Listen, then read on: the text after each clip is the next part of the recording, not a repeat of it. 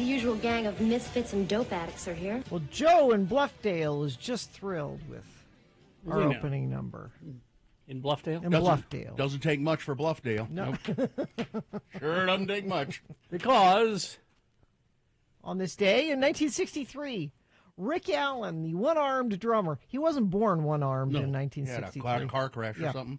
Was born.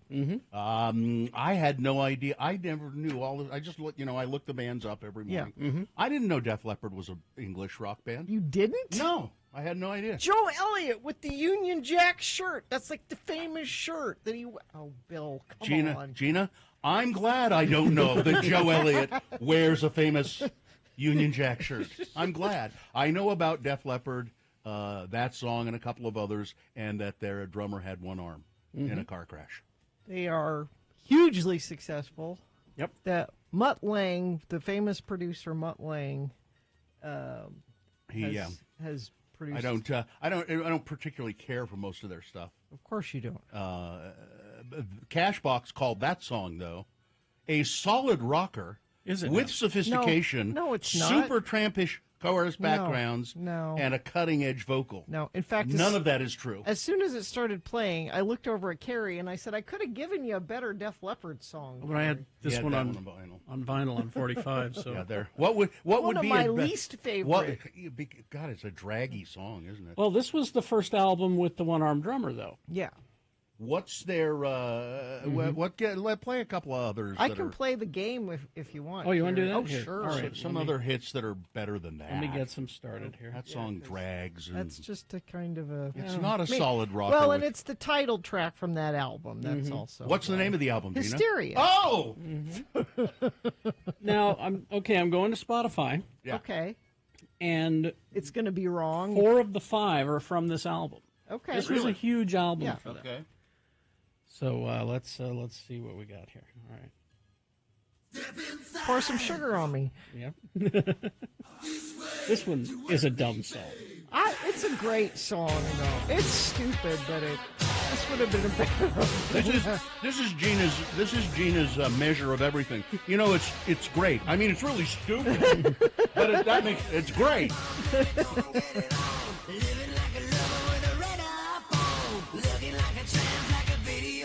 Yeah, this is stupid, but it sounds better.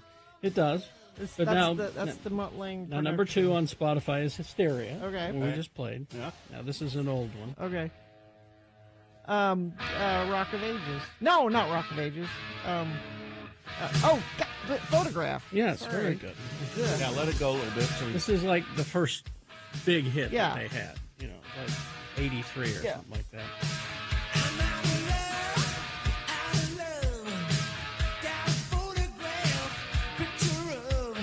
See, he doesn't sound British. I want to touch.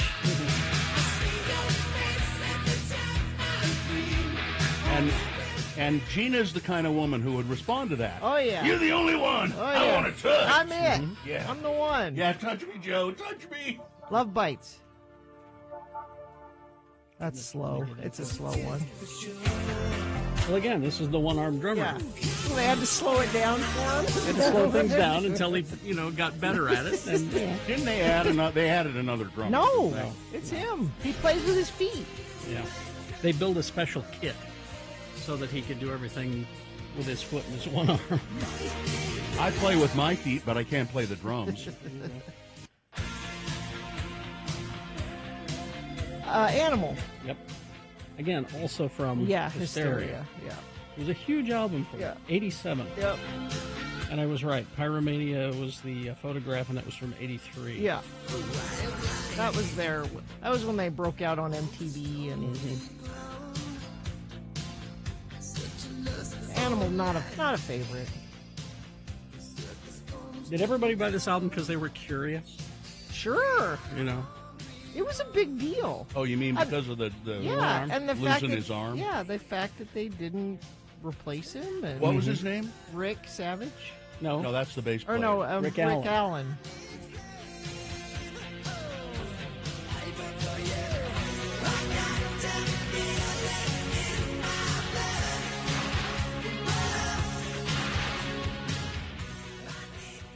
So, yeah.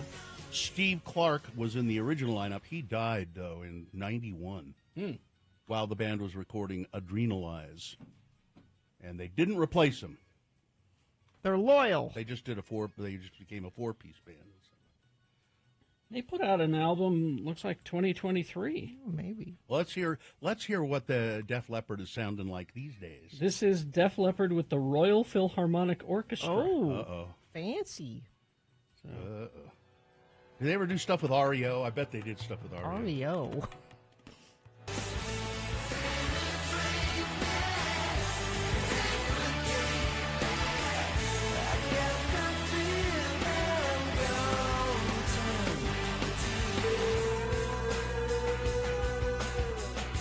You want to hear the Royal Philharmonic version of Animal? Oh, I don't like it. Well, then maybe you like the Royal Philharmonic version of Pour Some Sugar on Me. Really? Oh, it's awful. This is a parody, right? Oh, who's singing with her? Horrible. This is a parody. It's got to be. Who's singing with I her? don't know. That sounds almost exactly the same. Yeah.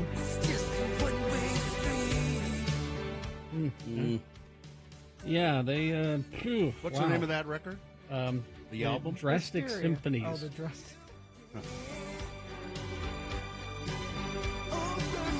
This sounds exactly the same. Yeah, with the Royal Philharmonic Orchestra. It doesn't make it better, No. that's for sure. Yeah. And then they had an album in 2022 called Diamond Star Halos, which I don't know that. I have no idea.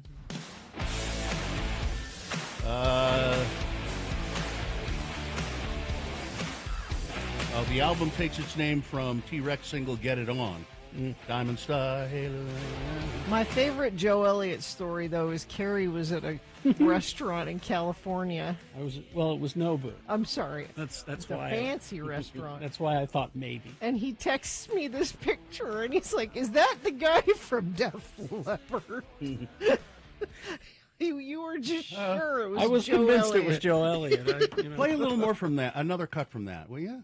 It's because it says the album is heavily influenced by David Bowie, T-Rex, Mott the Hoople.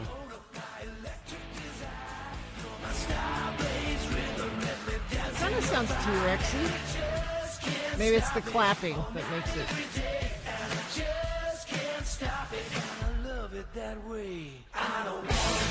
It's kind of T-Rexy. It's all right. Yeah, it's okay. And that's newer stuff. Anyway, we went down the Def Leppard hole. Yay! He never did get that This arm has back, did he? been No. Farting Around with Carrie, Bill, and Gina on X96, Radio from Hell. All right. Shall we take a break? We'll take a break, and then we will come back with your check-ins. We like to hear from you in the morning, so why don't you give us a call, huh? 877-602-9696. That would be the number to call for checking in. You can also text us if you like, 33986. We like to hear from you, so would you please? 877-602-9696. Underdog Fantasy. Hey, listen, hi, it's me, Bill, and I'm gonna just sit and watch sports this weekend, so why not win a little money? And Underdog Fantasy makes it so easy with over 5 million happy players across 33 states. They have $2 billion have been won on Underdog, so it's easy for you to cash in on all of your, the athletes that you like, all their performances. You want to do a pick'em game? Cool. You can pick higher or lower on all of your favorite players' stats. Underdog puts the power to cash out into your hands because now you can either keep riding with your entry or tap the Win Now button to cash out whenever you want. Every dog deserves a second chance, and with Underdog Rescues, you can get your money back and receive a promo if an early injury causes your entry to lose. With Underdog's double flex option, you can even take 2 L's and have it be a W in your column. So download the app and sign up with the promo code ALLRED. That's ALLRED. That's the promo code.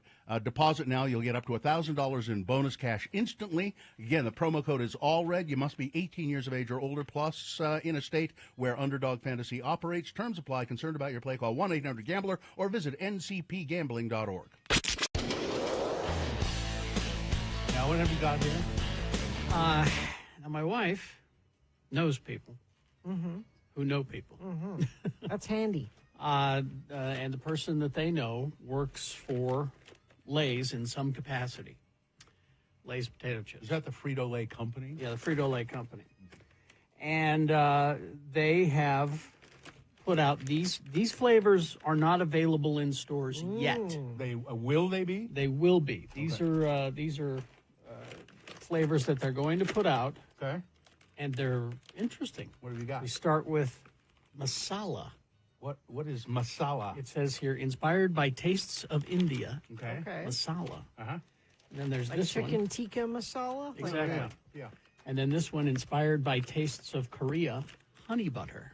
Well, So, now we're talking. Who wants to go first? I don't care. Well, I'm closest to you. Do you want to start Easiest to handle. Want to start with masala? Sure. Okay. Let me open that up.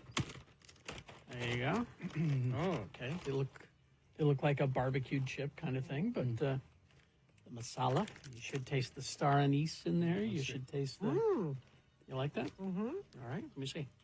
I like it. It's a little spicy, not too spicy. I like That's not it. bad. I'd buy those. Guy says that they've had masala in Canada for a while. I hear good things. Yeah. It kind of lingers with a little bit of a burn, But not crazy. but not crazy burn. That's fine. And then- okay, here's honey butter. Let's try honey butter. You know, the first time I mean, we had barbecue potato chips when I was a kid. That was about it. I don't care for that. That's fake butter flavor. I don't like fake butter flavor. I don't mind it. I don't like that. Let me look at the ingredients on there. I like the other one better. You like the masala, but not the honey butter? Yeah, I need a palate cleanser with the masala. Oh, you do? No, I kind of like that. I kind of like the honey butter. It's different. Yeah. It's there's natural flavors. It says natural flavors, It Gina. could be anything. Dirt's a natural flavor. So when I'm growing up, we had potato chips, and then we have. I think the first variation was barbecue potato chips, Yeah. and then maybe sour cream and onion, and that was it. And then I go to England, Yes. and I got ketchup potato chips and gravy potato Dill chips. pickle. Dill pickle. Dill pickle potato. What? What's going Yeah. on here? Lamb. Remember lamb? Lamb. Yeah, that's right. So potato chips are going crazy. Is what I'm saying. I love it. I love it. I like these. Okay. Well, I'll have that sweet one then. Yeah. That's good. What stores will they be in? I don't know. Look for them in a store near you. I'm giving you the totality of my knowledge about this whole thing. She knows somebody who knows somebody. These aren't available yet, but they will be. That's all I know. Over with. All right, I'm for that. We'll officially begin the show, and then we'll go to your check-ins. 877-602-9696. That's the number to check in with the Radio from Hell show. You'd like to do that? I know you would, so do it now. Tell us how your Halloween went last night. You can also text us if you prefer, 33986. Do we have a space here for a sponsor, Gina? At the Big O Tires Fall into Savings Sale, they go big for their customers. Come into any one of the locally owned and operated locations in Utah. Save up to $120 on select sets of 4 in-stock tires. Now through November 3rd, Big O Tires, the team you trust. I did that just yesterday. All right, the moon is now on its way to being full. It will be a full moon not until November 15th. The moon will rise today at 8:14 a.m., today being Friday. It's the first day of November in the year of our Lord Jesus Christ, 2024. It's Manatee Awareness Month. I'm aware. I'm a manatee. That's such lovely creatures, aren't they? Mm-hmm. National Calzone Day. Is a calzone? It's just a piece of pizza sort of folded over and sealed up, isn't it? Yeah, it's like basically. It's National Fig Week. Ooh. Have you ever had a fresh fig? Yeah. They're delicious. Bacon wrapped fig. I love a bacon wrapped. That's dates. Oh, they do bacon wrapped figs. Oh, do they? Mm-hmm. They take the dried ones and yeah, I should try that. A National Pâté Day. I haven't had pâté for a while. Here's a good one. Now this, This will take you back to your childhood. It's Banana Pudding Lovers Month. Why don't they get Whole a whole month. month? Whole Other month for- puddings get a day. They get a whole month. The banana pudding lobby is very powerful. Banana pudding and Nilla wafers, right? Oh, yeah. Oh, that sounds good. And it's National Authors Day. This is the Radio from Hell show, starring the Lords of Morning Radio. Right there hat on, Kerry Jackson. I'm Bill Allred. That's Gina Barberi over there. You like banana pudding, Gina? Nope. Oh. Isn't it Day of the Dead? I was waiting for you to mention It is. that. It is the beginning of Dios de los Muertos as well. It's no. Why don't you like banana pudding? Because of the bananas, or is all puddings just? I don't like banana. I don't like bananas. I don't like banana popsicles. I don't like banana pudding. I don't like banana. So it's not the pudding aspect of it. No. Okay. Katie for short is our fine producer. Dawson here today. Is that who's helping out? Yep. Thanks, Dawson. And I don't know what dogs. I know Vax is probably here. One dog. Yeah, one dog only in the control room. So there we go. Now we can go to check-ins at 877-602-9696. Fig Newtons are good. I forget that sometimes. Well, you have a lot on your mind. Yes. Let's gotta get me some Fig Newtons and some banana pudding. Yeah. I want all No, I those. like Fig Newtons because they don't taste like bananas. I know they take. You know why, dear Gina? Because they're made of figs. Totally different thing. And they're not cookies. They're fruit and cake. Fruit and cake. That's. Yeah. Was that the commercial? Yes. This is one of them. Yeah. And then there was a guy who dressed up as a fig, That didn't go and over as he well. sang a song. I don't remember that. Doing a big Fig Newton. Oh And yes. then he'd say, "Here's the tricky part," and then he'd stand like this. The big Fig Newton. One more time, and then he switched. Oh yeah. The big Fig Newton. You watched TV intently, didn't you? Still do. Imprinted. Yeah. Imprinted. Yeah. All right. Milo is here. Hey Milo, what's happening? Not much. Just going to work the day after Halloween, so my feet are from walking so much. What did you Did you take kids out trick or treating, or did you just go trick or treating? We did both. Who says I can't trick or treat? Sure. Yeah. So you send the kids out and then you steal their candy. Make them do Of the course, work. like I gotta give them the parent tag every year. Like, here's this for all the stuff I spent on you. Yeah. You owe me, kid. Yeah. Of course, they're like, you're not getting my candy, and wait till you go to see if I'm gonna go and sneak in and get all the candy and leave you all the crappy ones. You can do that. And I had a total of 3 trick or treaters. Actually, it was 2 groups. There were 2 people in 2 kids in one group and 1 kid in the other group. So total of 3 trick or treaters. But that's okay. I get all the almond joy for myself. And that drops out, huh? Your phone keeps cutting out, Milo. Yeah. Sorry. Sorry, we're gonna let you go. Your phone keeps cutting. Have a good weekend. See ya. We had about Yeah. 30 trick-or-treaters. 30? Yeah. That's That's a lot. That's not a lot for Not us. for your neighborhood. So no. this one street over from us has turned into Halloween Street. They block it off. They have food trucks. So that's where they go. So everybody goes one That could street be a good over. thing for you. It though. could be. Yeah. All right. You know, I saw the best trick or treating thing yesterday as I was driving home, or being driven home, I should say. On the side of this road, 2 kids, like teenagers, girls, I think, sitting at a table, and they had a big sign, and the sign said, "Stop for candy or honk for Satan." Ooh. So you honked, of course. Yes, of course. Yeah. So I honk, stop for candy, or honk for Satan. I thought that was very effective. That's intriguing. I liked it. I accept that challenge. If I'd had time, I would have swung around and gone back and chatted with them a bit. Yeah. But I had a little girl, because I always try to say what the kids are. Oh, you're a dragon. And there's a little Wednesday. And I said, oh, hello, Wednesday. And she turned around to her mom and she said, finally, somebody knows what I am. Really? What kind of finally, people? You're a great Wednesday. She looks exactly like How? Wednesday. Okay. You see our old friend E-Rock had his whole family dressed So up like cute, that. yeah. He looked great as Gomez. So cute. Let's see. Sketchy Blake of Ogden checking in. Excellent song to get my day started. Let's see. Here's a joke. What has 9 arms and sucks? what? Def Leppard. Boo! Yeah. Well, yeah. That's good.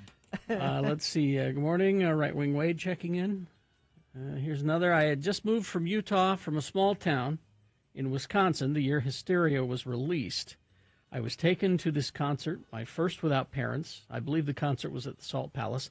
Felt so big time to me. I was 14. It was big time. Ron the Carpenter is on board. Johnny B checking in, listening while trying to process the post-Halloween blues. Mm-hmm. They are real, people. Jimmy can help with that. Yes. Jimmy will be, he'll be present today.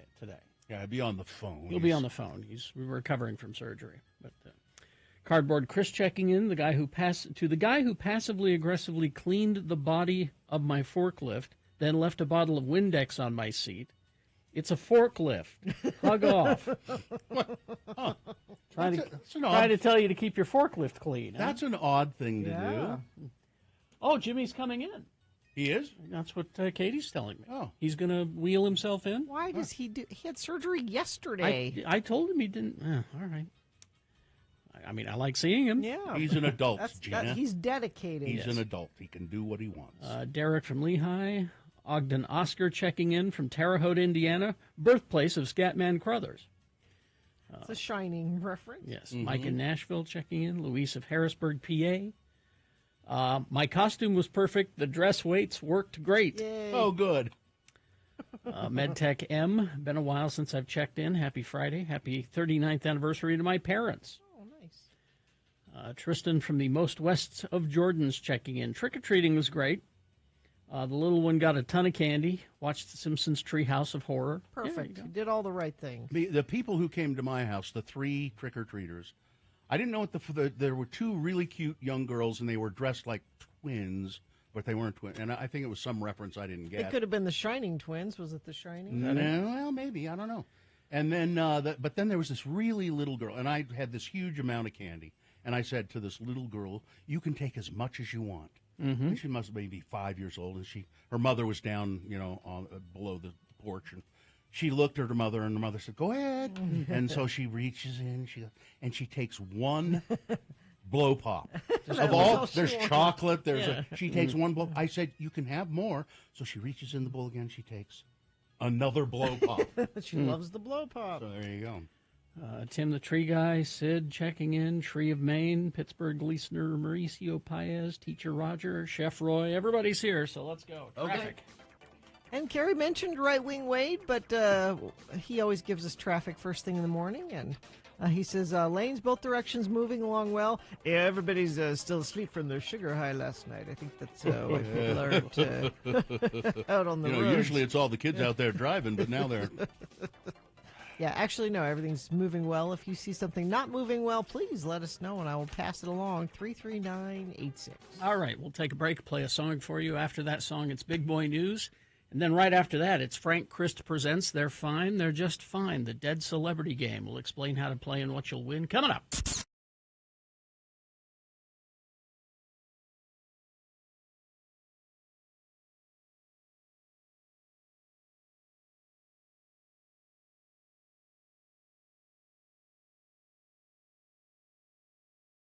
Hey, listen, I have a list here I think you might find interesting.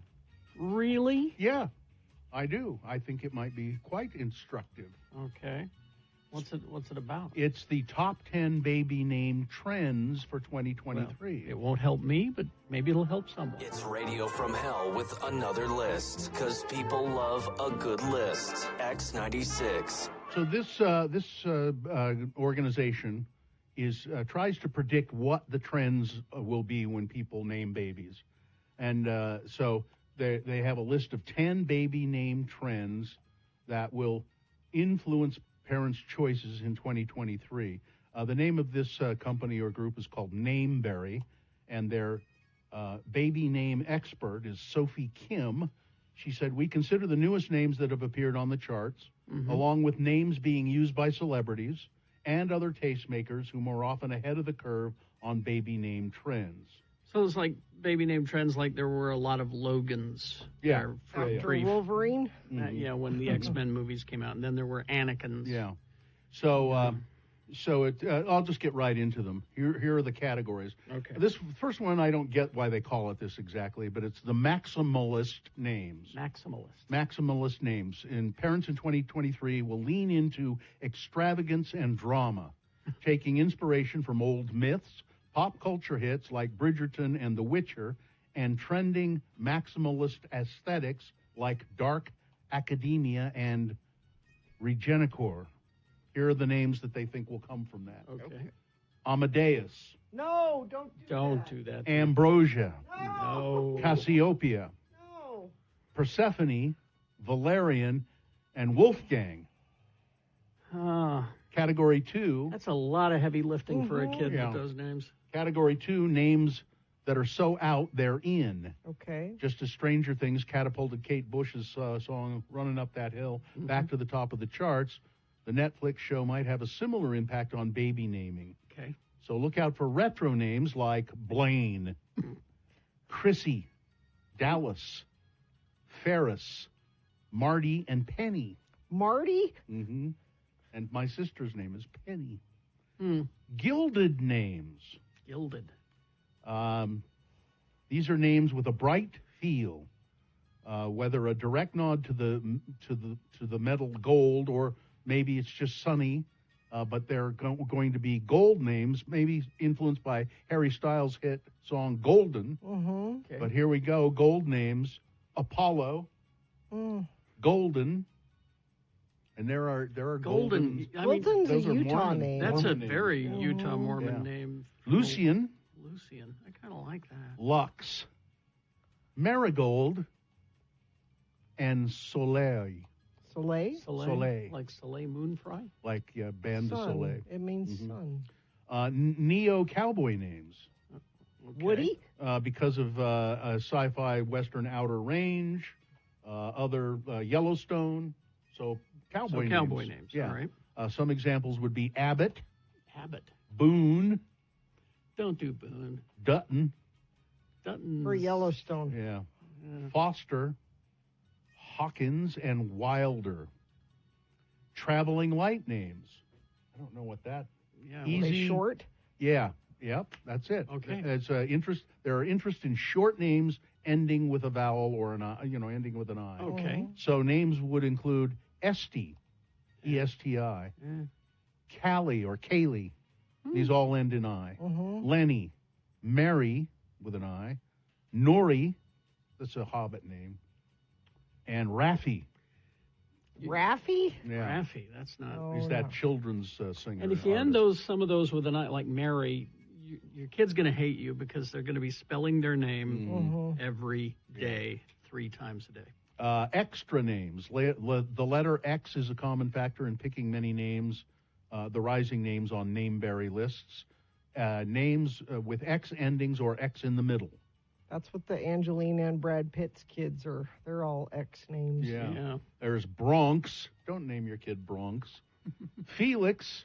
That's all right. Huxley. Oh, Huxley. Huxley. Bring Daddy's slippers. Maxine. So kind of an old-fashioned name. Yeah. Rex and Xenia. Adjective names. A lot of those are descriptive names like colors and so forth. Bright. Epic. Loyal. Wait a minute. You're naming your kid Epic? That's would be- saddling Again, that kid with way too Now, what if much. it was, so it's epic, but what if it was epoch? E-P-O-C. Epoch. Loyal, lucky, Again, sincere, sincere? and true. Oh, please don't name your kid sincere. You might be able to get away with true. True is fine, but, sincere, that's Grandpa names for girls. okay. August, Frankie, these are I like these. Georgie, I like these. Lou, All these are good. Ozzy, All these are good. and Rudy I for like all, girls. I like all those. Okay. Somebody says, I'm a teacher. I already have several of these. Wolfgang is my favorite. He's adorable. And now I don't know why blue-green names, but it says Blue-green. blue-green names. People, parents take inspiration from Azul? nature. Like, Okay. Caspian, Yeah, these are all, cyan, Yeah, these are colors. Yeah, emerald, forest, moss, and sage. And finally, mix and match names. These are names that there's a name, but then you add Lynn or Lay or Sin. So, Bowden, Bowen, Emberly. That's a Utah name. Yeah. Killarney, Romer, and Renly. None of those. Mostly I like the grandpa names. Yeah. And my wife points out nori is bad. Yeah, because that's seaweed. Yes, and it's also the name of in that new Hobbit thing on Prime. It's one of the characters. Yeah, I like the blue-green names.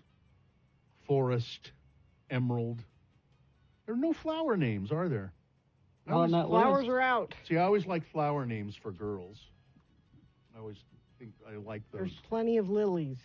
Yeah, there are. Plenty. There aren't many roses anymore. No. You don't encounter a rose. Not rose, and you certainly, I don't know if I've ever met a petunia. I don't know if I've ever met a petunia. I don't think I've met one. There you go. Enjoyed another list with Radio from Hell on X96. Dash on there? No, I didn't see Dash. Dash O Pepper? No. That's my name.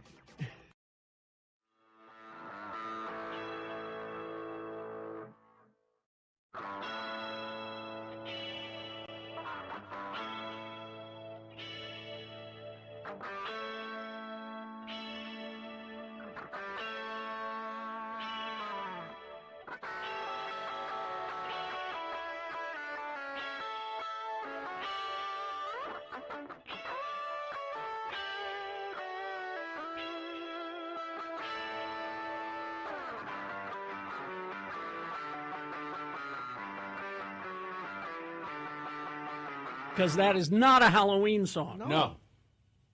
It's a Dia de los Muertos song. Yes. All right, there you go. Oingo boingo. Let's see, 6:39. It is time for Big Boy News and Opinioendo. Now, as soon as we finish with that, it's Frank Christ presents They're Fine, They're Just Fine, the Dead Celebrity Game. We will give you a list of 4 celebrity names provided by Frank Christ, the Celebrity Grim Reaper. 3 of those celebrities are just fine. One of them is dead. If you pick the dead one correctly, you will win. So Halloween was last night, but the Tower of Terror continues through the weekend. So you can still see some spooky movies at Salt Lake Film Society's Broadway Center Cinema. All right. So movie tickets. All you have to do is play Frank Christ Presents. They're fine. They're just fine. It's easy to play, easy to win. We'll put them in a mug. Why don't we? Radio from Hell Coffee Sure. Mug. So 877-602-9696. That is the number to call to play. Frank Christ Presents. They're fine. They're just fine. 877-602-9696. Right after this, Big Boy News and Opinioendo, brought to you by Nightingale College provides the opportunity for an ideal work-life balance from the comfort of your home with 100% online nursing classes and no waiting lists. Become a Nightingale nurse. Apply for their upcoming spring semester at nightingale.edu. Radiohead singer Tom, or is it Thom? Thom Yorke took off his guitar and left the stage during his solo concert in Melbourne, Australia on Wednesday after being heckled by... Really? Yeah, by a pro-Palestinian protester.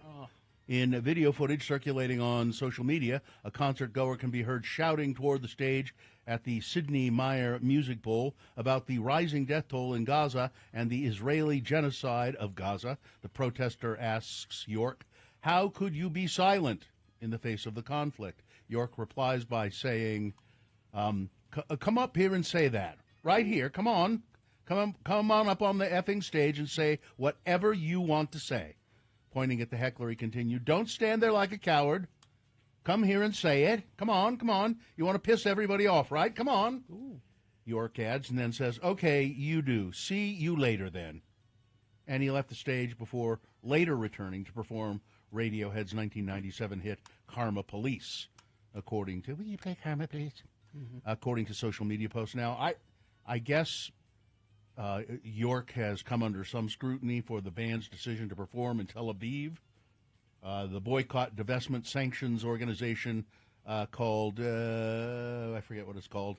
Anyway, they said they urged Radiohead not to play there in 2017 because of Palestinian genocide, but they played in Tel Aviv anyway. So I guess that's why this guy had some axe to grind with Thom Yorke. Sounds like he handled... Well, I got news for the protester.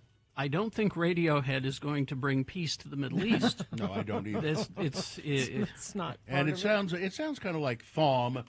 I'm not a Radiohead fan, but he handled that pretty handily, I thought. Yeah. A lot of Utahns have voted ahead of Election Day. More than 1/3 of active voters in Utah, as a matter of fact, have already cast their ballots, according to the latest numbers released Thursday by Lieutenant Governor Deidre Henderson. Henderson posts an update to the social media platform Twitter. Yeah, I still call it her. Twitter. I follow her. She puts a percentage. She puts up all the counties. Oh, really? And shows. It says the state's 29 counties, a total of 608,488 Utahns have now cast ballots, according to the latest update, putting the statewide turnout at 33.9%. Several small counties, including Beaver, Daggett, and Wasatch, have had few or no ballots processed. They like to vote in person. They've seen a sharp uptick in turnout since they began processing votes in recent days. Clerks in Beaver and Wasatch counties told KSL.com they usually begin processing ballots later than other counties because they have far fewer voters than the larger counties on the Wasatch front. So we get to wait. If you would like to see the chain of possession of your ballot, she has also posted videos done by different county clerks where they will take you inside and show you your ballot comes in and here's what we do with it. And I posted a link to that. If you the highest county voting percentage, Grand County, with 54%. Lowest, Utah County, because they make it hard. Yeah, with 25.3%. Total ballots by mail, 590,607. In person, 17,881. Utahns like their mail-in voting. Now, I have a question about that, and maybe Gina knows. I went to the tracker on the utah.gov, and it said that it has received mine and Sue's ballots, but they won't be counted till Election Day. I thought we counted them as they came in. Mine has already been counted. I sent it in the mail almost the next day. It said your vote has been received. Your ballot has been received and your vote has been counted. It did say. Oh, I didn't. I thought they didn't actually count them until Election Day. Oh, okay. No, I think I think it just depends. Some of the they want to get ahead of it, So that's what I would think. But there are laws in some places that say they cannot. And that's what I was wondering is, did we do that? I can't remember, but I know there are places where they are not allowed to count them. Why don't you look it up?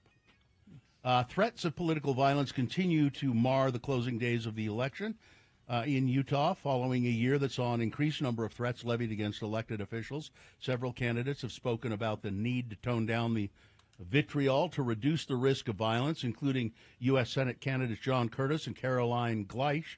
Curtis told supporters in a town hall this week that politicians should emphasize truth and trust in systems, while Gleisch said her campaigning has been the subject of a lot of sexist and hateful language that should be condemned by leaders. And last month, Lieutenant Governor Deidre Henderson's staff was targeted by a suspicious letter filled with white powder. The letter was intercepted by the FBI in Reno, Nevada. It was signed by the United States Traitor Elimination Army. Jesus. And Spencer Cox and Donald Trump are on track to, of course, win, although the numbers are smaller than perhaps it could have been. You mean on track to win the state? Yeah, to win the state. All right. The new poll released this week shows Trump and Cox and John Curtis all leading in their respective races. But for Trump and Cox, it's not by margins that Republicans have typically seen in Utah in the past. The poll was conducted by the Arizona-based Noble Predictive Insights. I have a story to tell you about that made me feel good about maybe voting here in Utah. I'll tell you now. We were sitting at lunch yesterday at Penny Ann's Cafe in Taylorsville. Mm-hmm. A group of quite old people came and sat at the table next of us, two guys and a woman. And they started talking, and it was, you just couldn't help but overhear their conversation. Yeah. The table was so close. I thought, oh, God. But it was fascinating. First, one of the guys said, you ever been to Raising Cane's? Oh, they were Mormons, too. They were Mormons because one of them said brother so-and-so, and I was talking to brother so-and-so. But he says, you ever been to Raising Cane's? He said, I'm 83, and I just went to Raising Cane's. No, I don't know. I don't know what it is. Well, have you ever heard of Post Malone? No, I haven't. Well, let me tell you about this guy. And he went on and talked about Post Malone, this 83-year-old guy, talking about Post Malone and so forth and so on. And then they started talking about health insurance. Oh, boy. And they said, I don't know what I'd do without my health insurance. I just don't know what I'd do. You know what I would do? I'd probably get in my car and I'd drive it as fast as I could off a cliff if I didn't have health insurance. Because I got perpetual care at the mortuary. It's already paid for. Everything's already paid for. And then the other guy said, well, you know what? That Donald Trump, he wants to get rid of Obamacare. Yes. And the other guy went, yeah, I know. That's terrible. These guys are not going to vote for Trump. Good. That gave me some measure of hope that these 80-year-old Mormon guys at Penny Ann's Cafe with a big plate of pancakes and they realize what's going on there. I hope they do. I hope more of them. Donald Trump, of course. And this is your guy, Spencer Cox. I was going to say, did John Curtis know that he's a Republican and that his guy is? Spencer and John, this is your guy. Yeah. Donald Trump said that former Representative Liz Cheney is a war hawk who ought to be tried, who ought to be fired upon. He raged against her in one of his most prominent inter-party critics while campaigning Thursday in Arizona. She's a radical war hawk. Let's put her with a rifle standing there with 9 barrels shooting at her, okay? The president said, the former president. Let's see how she feels about it, when the guns are trained on her face. He can't. That's the kind of thing that gets the Secret Service. That's the kind of things that gets people killed. Yeah. Somebody will hear that and go, I know what I'm going to do. Mm-hmm. Rudy Giuliani. Oh, this is not a boner? I have backed off that because it's just all too much. Donald Trump, Rudy Giuliani, it's too much. This is pretty egregious. Rudy Giuliani, a supporter, well, we don't need to go into all the background of who Rudy Giuliani is. In a stunningly racist rant, Giuliani resurrected the false claims pushed by Trump and his running mate, J.D. Vance, that legal Haitian immigrants living in Springfield are eating pets. Here's what Giuliani said. I know Haitians. I know them backwards and forwards. And here's what I finally know. The Haitian community, I spent time in Haiti negotiating when I worked for Ronald Reagan, something similar to stay in Mexico, whatever that means. And I know them because I wanted to be a Catholic priest and a missionary in Haiti. And they practice voodoo. And when they practice voodoo, they kill domestic animals. I mean, half of them do. That's just it. And they're not taking people in saying, hey, Mr. Haitian, are you one of those who kills animals or not? Do you practice voodoo? They have no idea. So animals are getting hurt somewhere. You've got a lot of these people here. And look, I'm going to say this. It's not the Haitians' fault. I mean, like back 200 years ago, they shouldn't have been taken out of the jungle and put in the middle of small-town America. I didn't hear that. You didn't hear that Really? one? Yeah. They shouldn't have been taken out of the jungle. And put in small-town America. Or big-town America. Or big-town America, for that matter. It's ridiculous. Yeah. These people are insane. What they're doing is insane. Yeah, that's your GOP, John Curtis. Spencer. One other quick story here. Quickly. A butcher in northeast Germany has come up with a novel plan to control all of the with the country's growing raccoon problem. He's making sausages and other meat products out of raccoons. Oh, my. I'm for this. Let's start with the squirrels here in Salt Lake City. Oh, my. Squirrel salami. Let's get. I'll talk more about it coming up. I know we're out of time. All right. So. Sports, weather, traffic. Well, they look good for a minute. The Jazz. Yeah. And the Spurs were a team that maybe they could have won against because the Spurs aren't that great either. Even I know that. But no, Jazz are 0-5 now. They lost to the Spurs. Why are you cheering? Well, somebody has to be happy about something. 106-88. They play the Nuggets, who are a really good team, tomorrow at 8.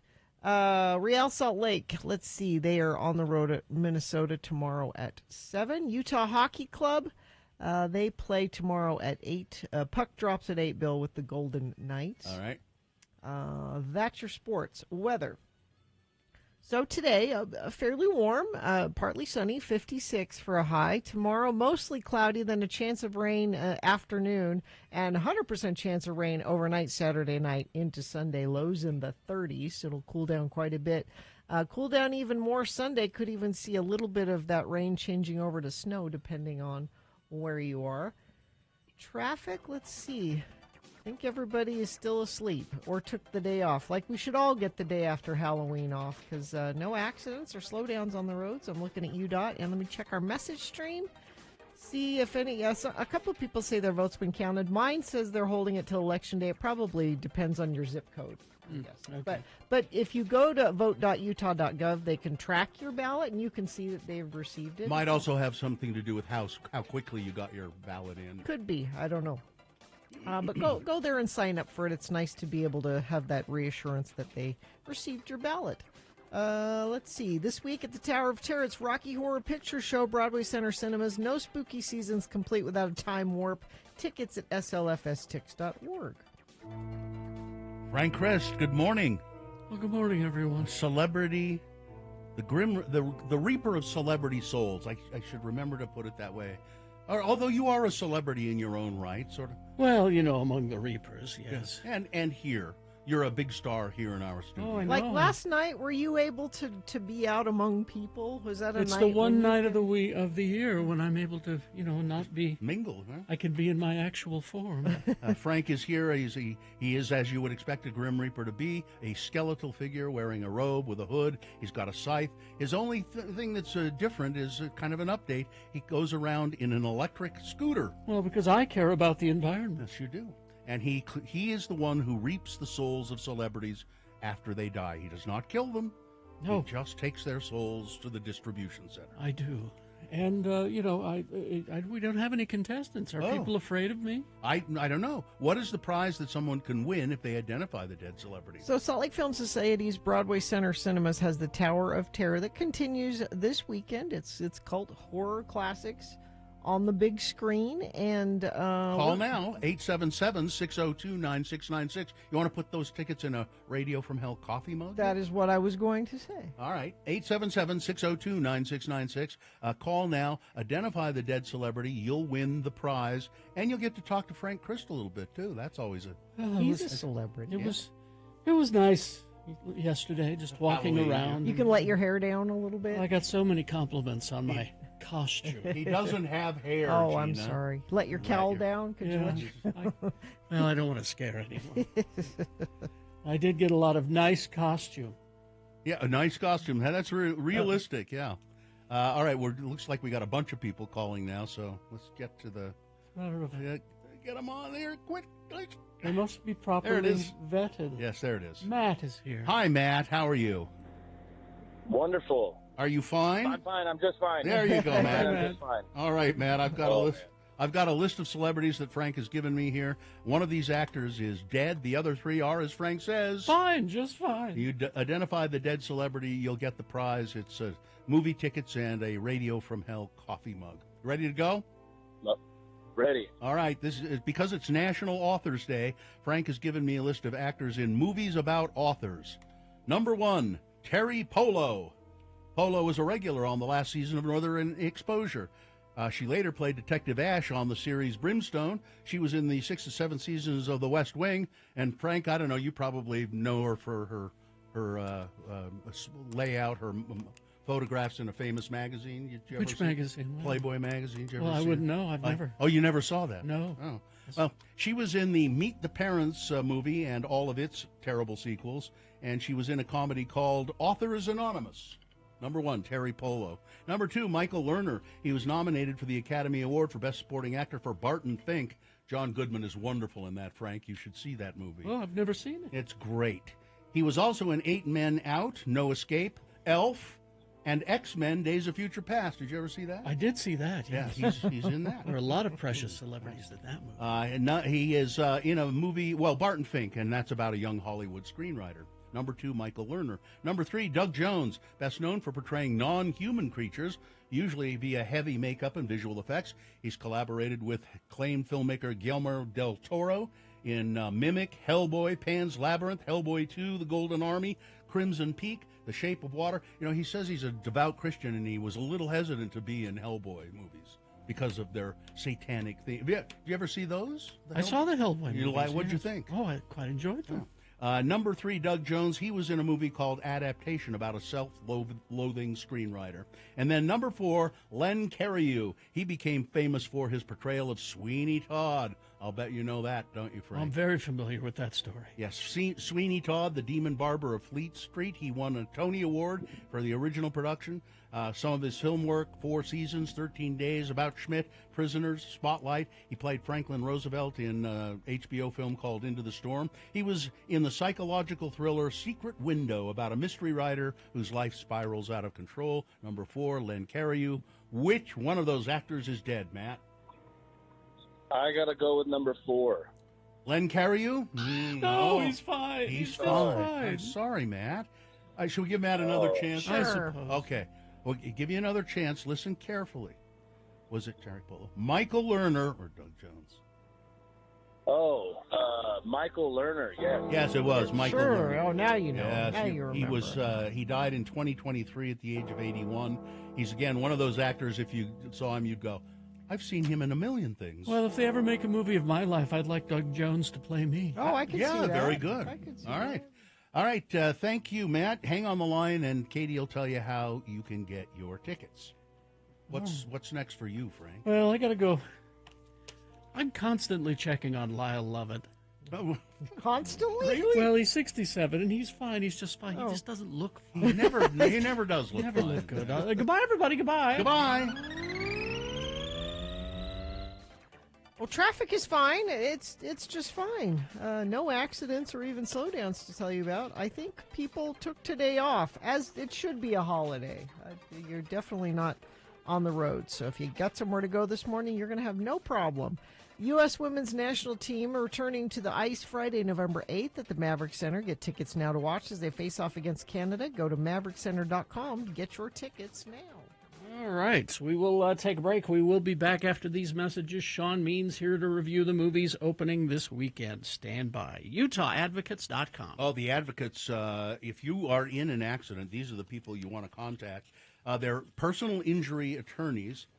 They won't charge you a dime out of pocket. Ever. Ever. Not for the call, not for if they represent you. So it can't hurt to just call and see if you have a case. And you can do that 24 hours a day, 801-355-5550. They probably can tell you just over the phone whether you have a case or not. They're good at determining that.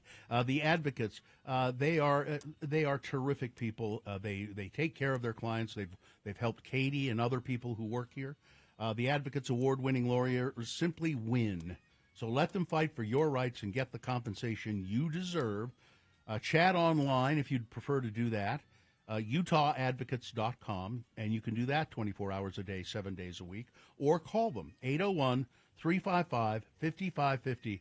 And don't be shy, because remember, you really do deserve an advocate. I got a traffic ticket. I didn't really get a traffic ticket. I was on I-70 coming back from Moab, and it's 80 miles an hour. Oh, okay. Down that stretch from Moab to Green River. And I'm going the speed limit, 80, and I pass a cop car, highway patrol had pulled somebody over, and I went past. I didn't slow down because I wasn't speeding. And then I look in my rearview mirror, and there's It's coming for you. a patrol car coming for me. So I pull over thinking, well, what the hell? Here's what it was. Okay. I received a citation, a warning citation. It is now Utah law. I don't know if this is new or the guy said it like it was new. If you need to go pull into the other lane. Yeah. Now, I usually do. Because it's dangerous. I usually do. But for some reason, he was there was a big wide shoulder and the cop was, but he said, he was very nice and friendly. We're just warning people today. Oh, okay. We just want to warn people that this is a law and but they actually wrote up A citation warning. a warning citation. Yeah, it's There have been several police officers hit by Yeah. people. Well, They get out of the car to, I understand that it's Yeah. that it's important, and I usually do it. But he was so far over that I didn't. And it's a good bother. habit to get in now because it's a bigger problem in the winter Yeah. when roads are slick and it's And harder it to was, see. It was the Emery County Sheriff's Office, but the guy who came up to my car was not. He was not an officer. I mean, he had a uniform, but he was like some sort of intern. I think he was an intern. Traffic intern? Yeah, he said, I'm the trooper and I. So he said, the trooper and I were pulling people over just to warn them. But he did have But it worked. You're going to be more. I would assume it worked. You're going to be more aware of it. And now you're spreading the word here. No, screw it. I hate law enforcement. I'm not going to ever. Those coppers aren't going to get me. No, as I said, I normally do. Yeah. Apparently, this has been a law since 2010. And you're lucky you didn't get a ticket. Oh, interesting. How long since you have had a ticket? I can't remember. Me neither. The last time I had a citation. Me neither. I think maybe the last time I had a citation was when I rear-ended somebody because I was being inattentive. Oh, actually, Guy looked it up. It went into effect 5/3/2023. Oh. So it is new. It is reasonably new. I thought that's what he said. This is, Yeah. it's a new law. All right. Let's see. No traffic, so we won't even waste our time. No. with it.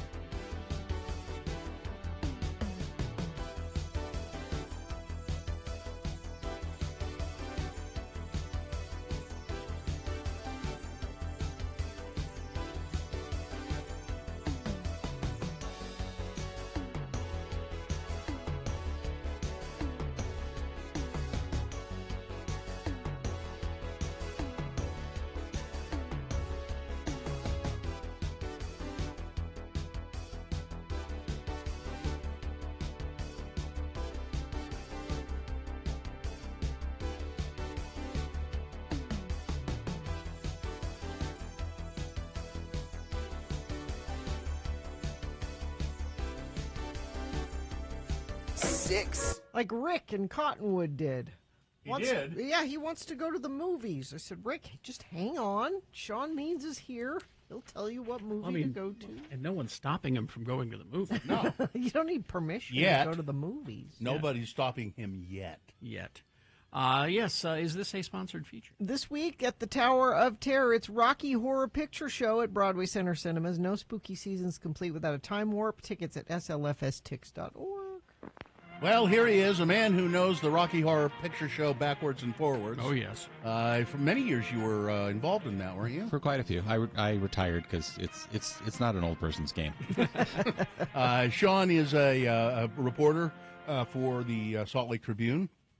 sltrib.com is where you'll see his name from time to time. He's also a movie critic, and you can find his criticisms at moviecricket.net.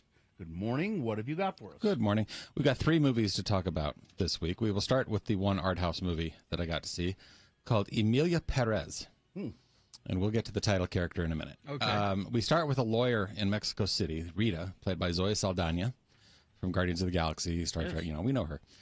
She's a sharp lawyer. She's underappreciated, though. So when she gets a call from someone who wants her services, she listens to the pitch. And the pitch, it turns out, is from one of Mexico's richest and most powerful drug lords, Manitas del Monte. And Manitas tells Rita that he wants out of the drug trade. And what he wants to do is he wants to use his money to do the one thing he's always wanted to do, which is to transition to live life as a woman. Oh, okay.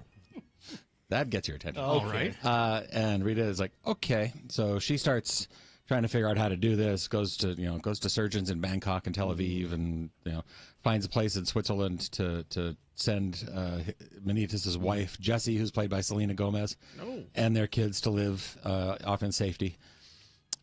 Then we cut forward about 4 years, And Rita meets a woman at a dinner party in London. And it takes a second for her to realize that this is her old client. Oh, okay. Now under the name Emilia Perez. Ah. And she has another job for her. Okay.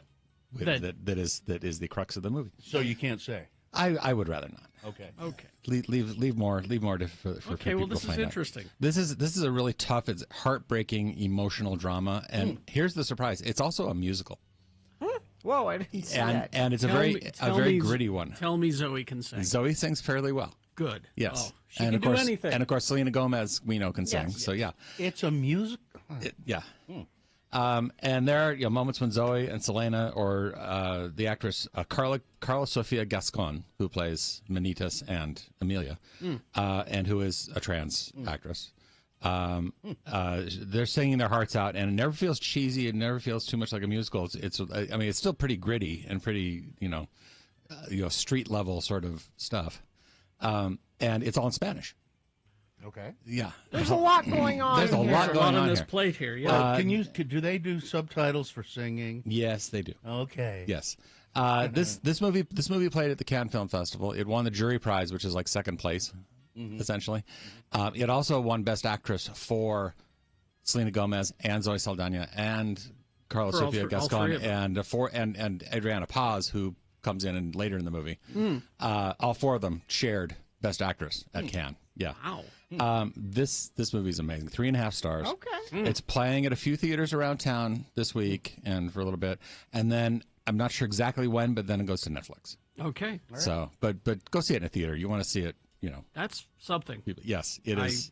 I mean, I'll watch anything that Zoe is in, and to hear that she's doing everything. Yeah, That's great. It's really cool, and it sort of if you don't know that it's a musical, and I didn't, and I was like, oh, That's a surprise. it's like that's and it's still. I mean, it's not like it goes full glitter and glitter and sequins and so on. It's like still gritty and so Okay, so from this good one, 3.5 stars to not good. to some not goods. to everything else. Hit Pig. Now I heard the title of this one, and I went, okay, That sounds good. Hit Pig. That sounds good.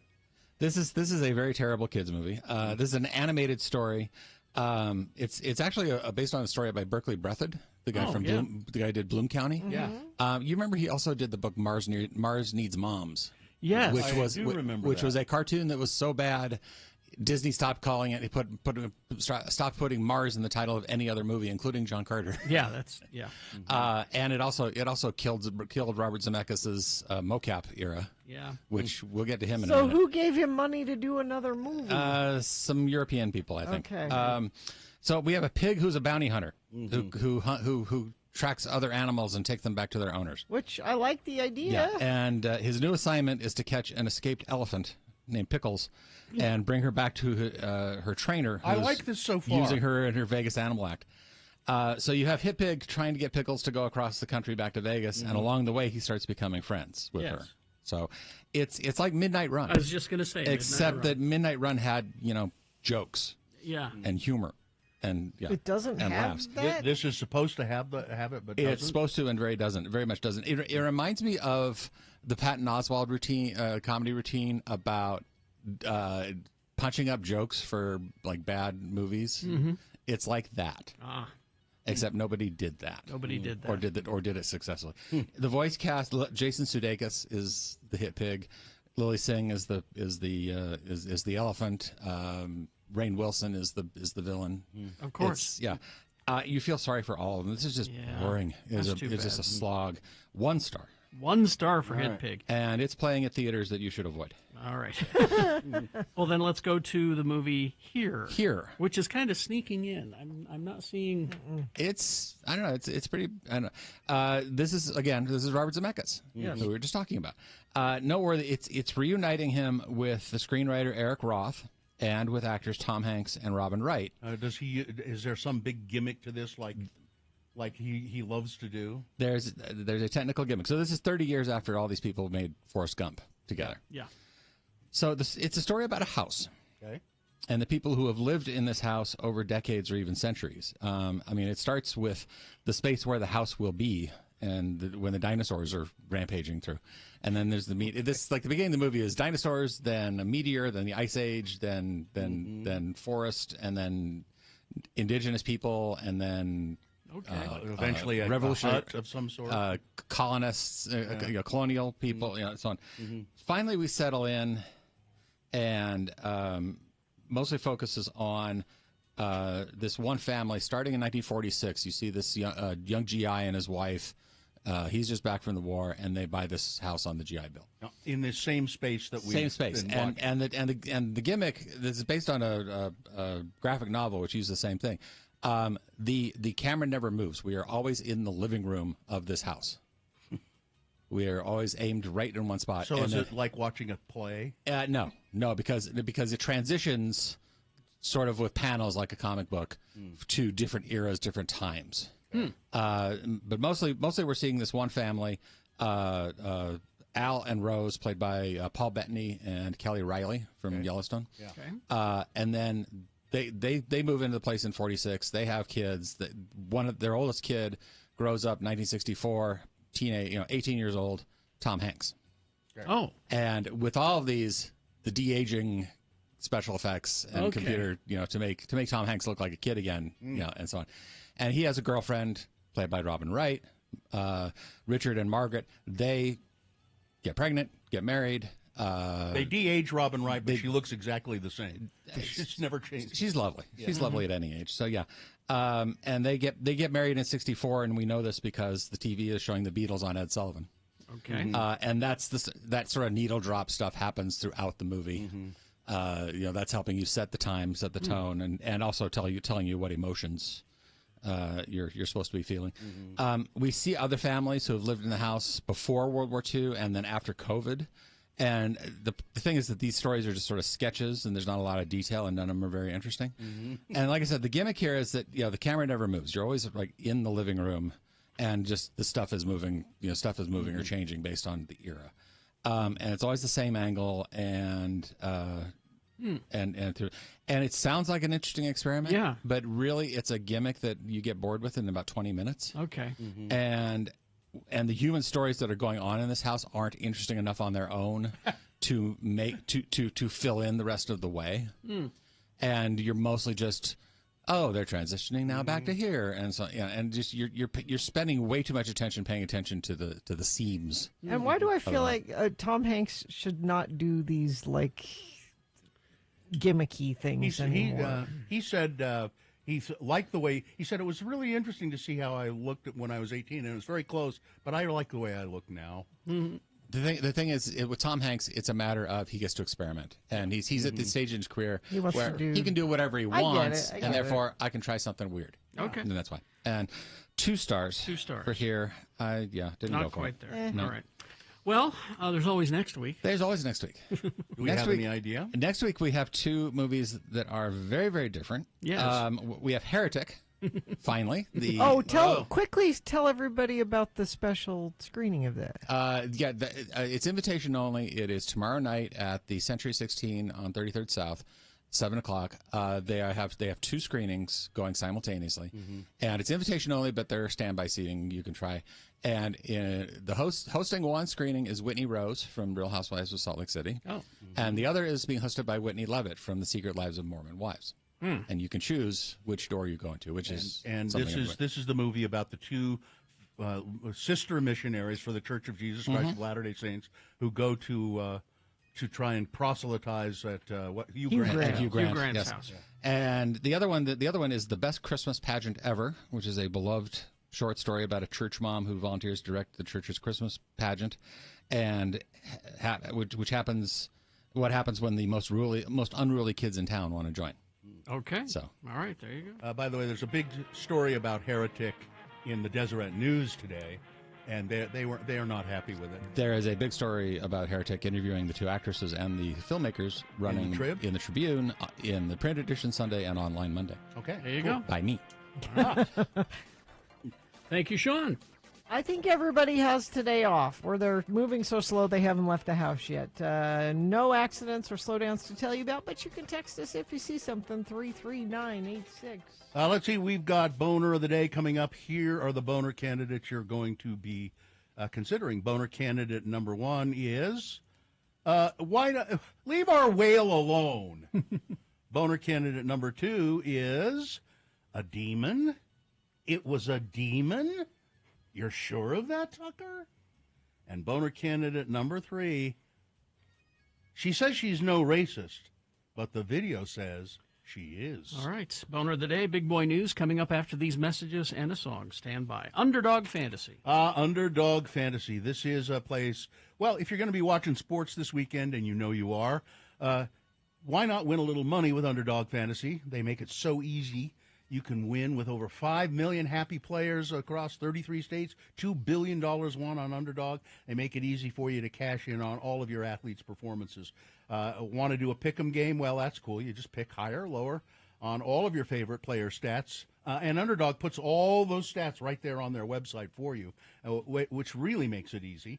And you can now either keep riding with your entry or tap the Win Now button, cash out whenever you want to do it. Every dog deserves a second chance, so that's why Underdog has Underdog Rescues. You can get your money back if you and get a promo if an early injury causes your entry to lose. So with Underdog's double flex option, you can even take 2 L's and still have plenty of stuff to have a win. So sign up with the promo code ALLRED and deposit now to get up to $1,000 in bonus cash instantly. That's the promo code ALLRED. You got to be 18 years of age or older, present in a state where Underdog Fantasy operates. Terms apply. Concerned with your play, call 1-800-GAMBLER or visit ncpgambling.org.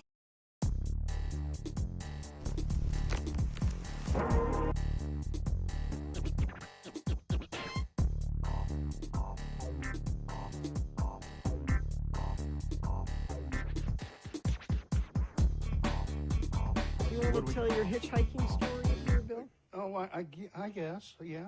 Well, I mean, or not. It's, so I brought it up, and I'm sure I've told it before. I used to hitchhike a lot, and mostly I would just hitchhike around town. And I hitchhiked, from my girlfriend lived in North Ogden, extremely far away from me.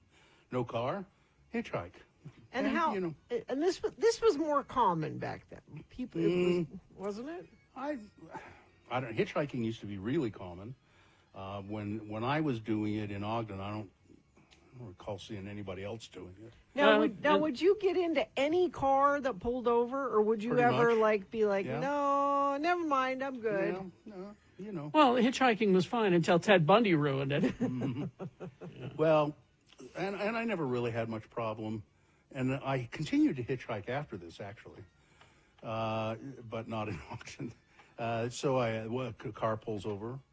I was up on Harrison Boulevard, 2400 block of Harrison Boulevard. Car pulls over to pick me up, and 2 guys in the front seat, teenage guys, I guess. And one of them hops out. The driver's or the passenger side hops out and says, "Get in." And motions for me to get in to that seat. Mm-hmm. And I did, thinking, okay, he's going to sit in the back seat for some reason. No, he pushes me up against the driver and sits down in the passenger seat. Like a bench seat. So there I am wedged. Yeah, a bench seat. So there I am wedged between the 2 of them in the front seat. And nobody in the back. That's weird. No. Nobody else in the car, as far as I know. And well, off we can they keep start. an eye on you. Off they were not subtle about they started saying, "So what do you think we should do with this guy?" And I got, oh man, I was. Were they messing with? They were messing with. I think so. I'm pretty sure they were messing with me, because at some point I wasn't in the car long. At some point they pulled over and said, "Get out." And I did, and off they went. But I remember being pretty scared by it. And you hitchhiked after that? Yeah. I got over being scared. You had more than one child. I got over being scared of being... I forgot what it was like. Yeah, being kidnapped. We kept telling you, you know. No, I hitchhiked when I was at Penn State. I hitchhiked quite a bit because I didn't have a car. That was pretty common to see people doing that, though. Everybody going up to campus, you know, and there were people who didn't have cars, so we just stand, and people would pick you up all the time. Sometimes it was the same person would pick you up. Although one guy picked me up. He picked me up 3 or 4 times. This was in Pennsylvania, at Penn State, and it was kind of a nice sports car, and he had some sort of accident. He'd been horribly burned, you know, and his face was just a skeletal face essentially, and he was really nice, and but I remember just the first time I got in the car, I went, oh my gosh, but no, he was very nice, and he gave me a ride 3 or 4 times. So you didn't shout out loud when you saw him? Yeah. You didn't. No, no, luckily I did not. So, yeah, I think the farthest I ever hitchhiked was from Cedar City to Salt Lake City. My hitchhiking experience is very limited because I didn't, except when the haunted Fiat broke down. This is my dead grandfather's Fiat. Yeah. Actually haunted. That the family took over, and it was haunted because anytime I would go to something that I know that he would disapprove of, the car would just stop working. Yeah. He was watching you from beyond the grave. Mechanics could not explain why. It was like you're driving along and somebody put the brakes on and it just stopped. All right. So that happened because I remember I was on my way to a radio gig. He didn't approve of the radio gig? Oh no. If you were on your way to a welding gig, that would be okay. Some sort of tractor gig or something like that. Farming. You're going to do some farming. Couldn't get it to start up again, so I just kind of left it. And so I started walking, and I'm walking with my thumb out. Car pulls over, and I walk up to the passenger side door, and there's an attractive woman. And I thought, this hitchhiking thing's all right. And I opened the door, and she says, before you tell me where you're headed, a very important question. What's your sign? Seriously? And I went, Virgo? And she went, okay, all right. This was the vetting process. This was the vetting process. Now I'm curious what she would have said no to. At least there was a vetting process. I wonder what the no would have been. That's what I want to know. It would have been my sign. It would have been Taurus. Taurus? It would have been Taurus. Nope, I'm sorry. No, I'm terribly sorry. You're gonna Taurus? No, not compatible. Sorry. You're just not going to be able to get a ride. I'm terribly sorry. No. That's why we struggled for so many years, Carrie. Yeah.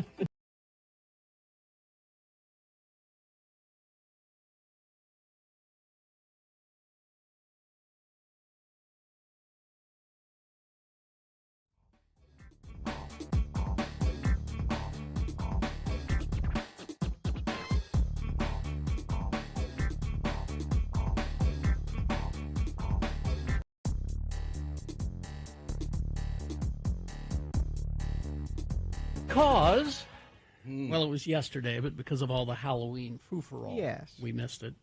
61st birthday of Johnny Marr from the Smiths. Frou-for-all.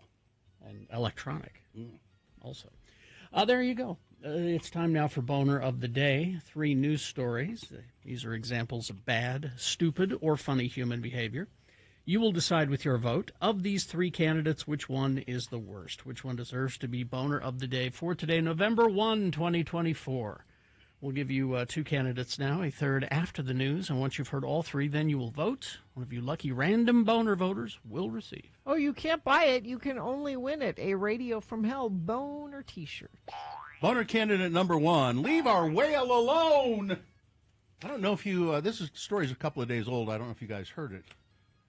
The iconic whale sculpture here in Sugar House was hit with vandalism. Oh, no. With an apparent anti-voting message. The sculpture in it says here, trendy 9th and 9th neighborhood. Yeah, it's not Sugar House. It's 9th and 9th, the trendy 9th and 9th neighborhood. Was defaced with an anti-establishment image of a pair of Nazi-like stormtroopers sporting armbands with what appeared to be imagery of the Republican elephant and Democratic donkey, standing at the door of someone sitting on a toilet. Next to it were the words, "Did you vote?" A photo of the graffiti was shared with Fox 13 by a viewer who wished to remain anonymous. Salt Lake City Mayor Aaron Mendenhall's office said the graffiti cleanup teams were being dispatched to remove it. The Salt Lake Police Department is aware of criminal mischief painted on the Salt Lake City Whale located on 900 South. The police department said in a statement there are no investigation or no investigative updates, no arrests. Anybody with information on the case should call the cops, and because we'll prosecute if we can. I'm not quite sure what the point they're trying to make there with that graffiti, but the fact that they just graffitied our whale is just upsetting, terribly upsetting. Boner candidate number 1. Leave our whale alone. Boner candidate number 2. A demon? It was a demon? Are you sure of that, Tucker? He's gone off, I guess. Tucker Carlson said he was physically mauled by a demon a year ago. Physically? Physically. That left him bleeding with still visible scars on his body from claw marks. Has he gone, I don't legit crazy? Is that where we're at with Asked this? by an interviewer if he thought that the presence of evil is kickstarting people to wonder about the good, Carlson said, "Well, that's what happened to me. I had a direct experience with it." What is the interviewer said? What, in journalism? No, in my bed at night, replied Carlson. I got attacked while I was asleep with my wife and 4 dogs. I was mauled, physically mauled. In a spiritual attack by a demon? Inquired the interviewer. Yeah, by a demon, said Carlson, or by something unseen that left claw marks on my side. So that it left physical marks? Yeah, they're still there. A year and a half ago. Was your wife terrified? I know you were. I wasn't. I was totally confused. I woke up. I couldn't breathe. I thought I was going to suffocate, and I walked around outside, and then I walked in, and my wife and dogs hadn't woken up, and they're very light sleepers. And then I had these terrible pains on my ribcage and shoulder, and I was just in my boxer shorts, and I went on, flipped on the light in the bathroom, and I had 4 claw marks on either side, underneath my arms and on my left shoulder, and they were bleeding. I'm genuinely asking. I don't know. Has he finally gone? Maybe. Over. He was sleeping with 4 dogs. The interviewer said, wait, they were bleeding? They were bleeding, yeah. Actual claw marks. Yeah. I sleep on my side. I wasn't clawing myself. I don't have long nails. Hudson does that, too, when he's sleeping. Sometimes he'll kick me, you see. And you don't go to Demon? And I don't go to Demon. I go, oh. Well, it's a dog. Tucker Carlson asked somebody he knew, some evangelical Christian, about it, and she said, oh, yeah, it was a demon. Oh, sure. Oh, Steph's got the answer here. Tucker is not losing it. It's an attention-seeking maneuver. He's not getting enough attention this election cycle because he doesn't have an outlet. So you go to Demon? Wait a minute. You play the demon He's crowd? got a platform on X. Here's boner candidate number 3 coming up in just a minute after the news. She says she's no racist, but I don't know. The video sure seems to say she is. All right. Boner candidate number 3 coming up after this. Big Boy News and Opinioendo. Brought to you by... Make the music better for you by taking the Utah Music Survey on X96.com. By participating, you'll be eligible to win $1,000. People with worse taste in music than you are doing the survey, so make your opinion heard. Take the Utah Music Survey at X96.com. A car has crashed into Billy Corrigan's tea shop, reportedly injuring the Smashing Pumpkins singer's mother-in-law. Local news WGN9 reported that in a red Mini Cooper crashed into the front window of the tea shop, which is located in Highland Park, Illinois. On Instagram, Corrigan's wife Chloe shared that whilst their son Augustus managed to get away in time, her mother Jenny was injured in the crash. This afternoon at Madame Zuzu's. Madame Zuzu's. That's the name of the tea shop. That sounds like they have good tea at Madame Zuzu's. You know, Zuzu. What you know the name? Oh, Zuzu's Pedals. Zuzu's Pedals. From It Happened One Night. No, It's a Wonderful Life. It's a Wonderful Life. Anyway, Madame Zuzu's, a car drove over the curb and into Madame Zuzu's, crashing through the window and sadly injuring one person, my mother Jenny, who was spending the day and lunching with my son Augustus, Chloe wrote. Thankfully, He was able to leap out of the way and was not injured. Family is grateful for the swift assistance of the Highland Park and Deerfield first responders. To this, Madame Zuzu's will be closed until further notice. Where will I get my tea? We will provide updates and my cucumber sandwiches. Leap out of the way. And Billy Corrigan it's just days before he's set to embark on a South American tour. Fortunately, I think his mother-in-law was not seriously injured in that. I just think it's so amusing that Billy Corrigan has a tea shop. The Utah County's Attorney's Office confirms that it is now investigating the county clerk over accusations that he improperly tracked the ballots of some elected officials. This is a quote. The Utah County Attorney's Office is currently investigating information provided by Senator Mike McKell concerning the tracking of voting patterns of elected officials by Clerk Aaron Davidson, the office said in a statement to Fox News. This inquiry aims to gather all relevant facts to determine whether any laws may have been violated. We are committed to conducting a thorough and unbiased investigation to ensure compliance with all applicable legal standards by both the clerk's office and the county. I feel the safest way is in-person voting, said Davidson on Wednesday. McKell said his ballot had been marked private. All ballots are private. And he questioned if laws had been broken. You have a right to have your privacy with your ballot. I don't know. Do they say private on them? I wonder.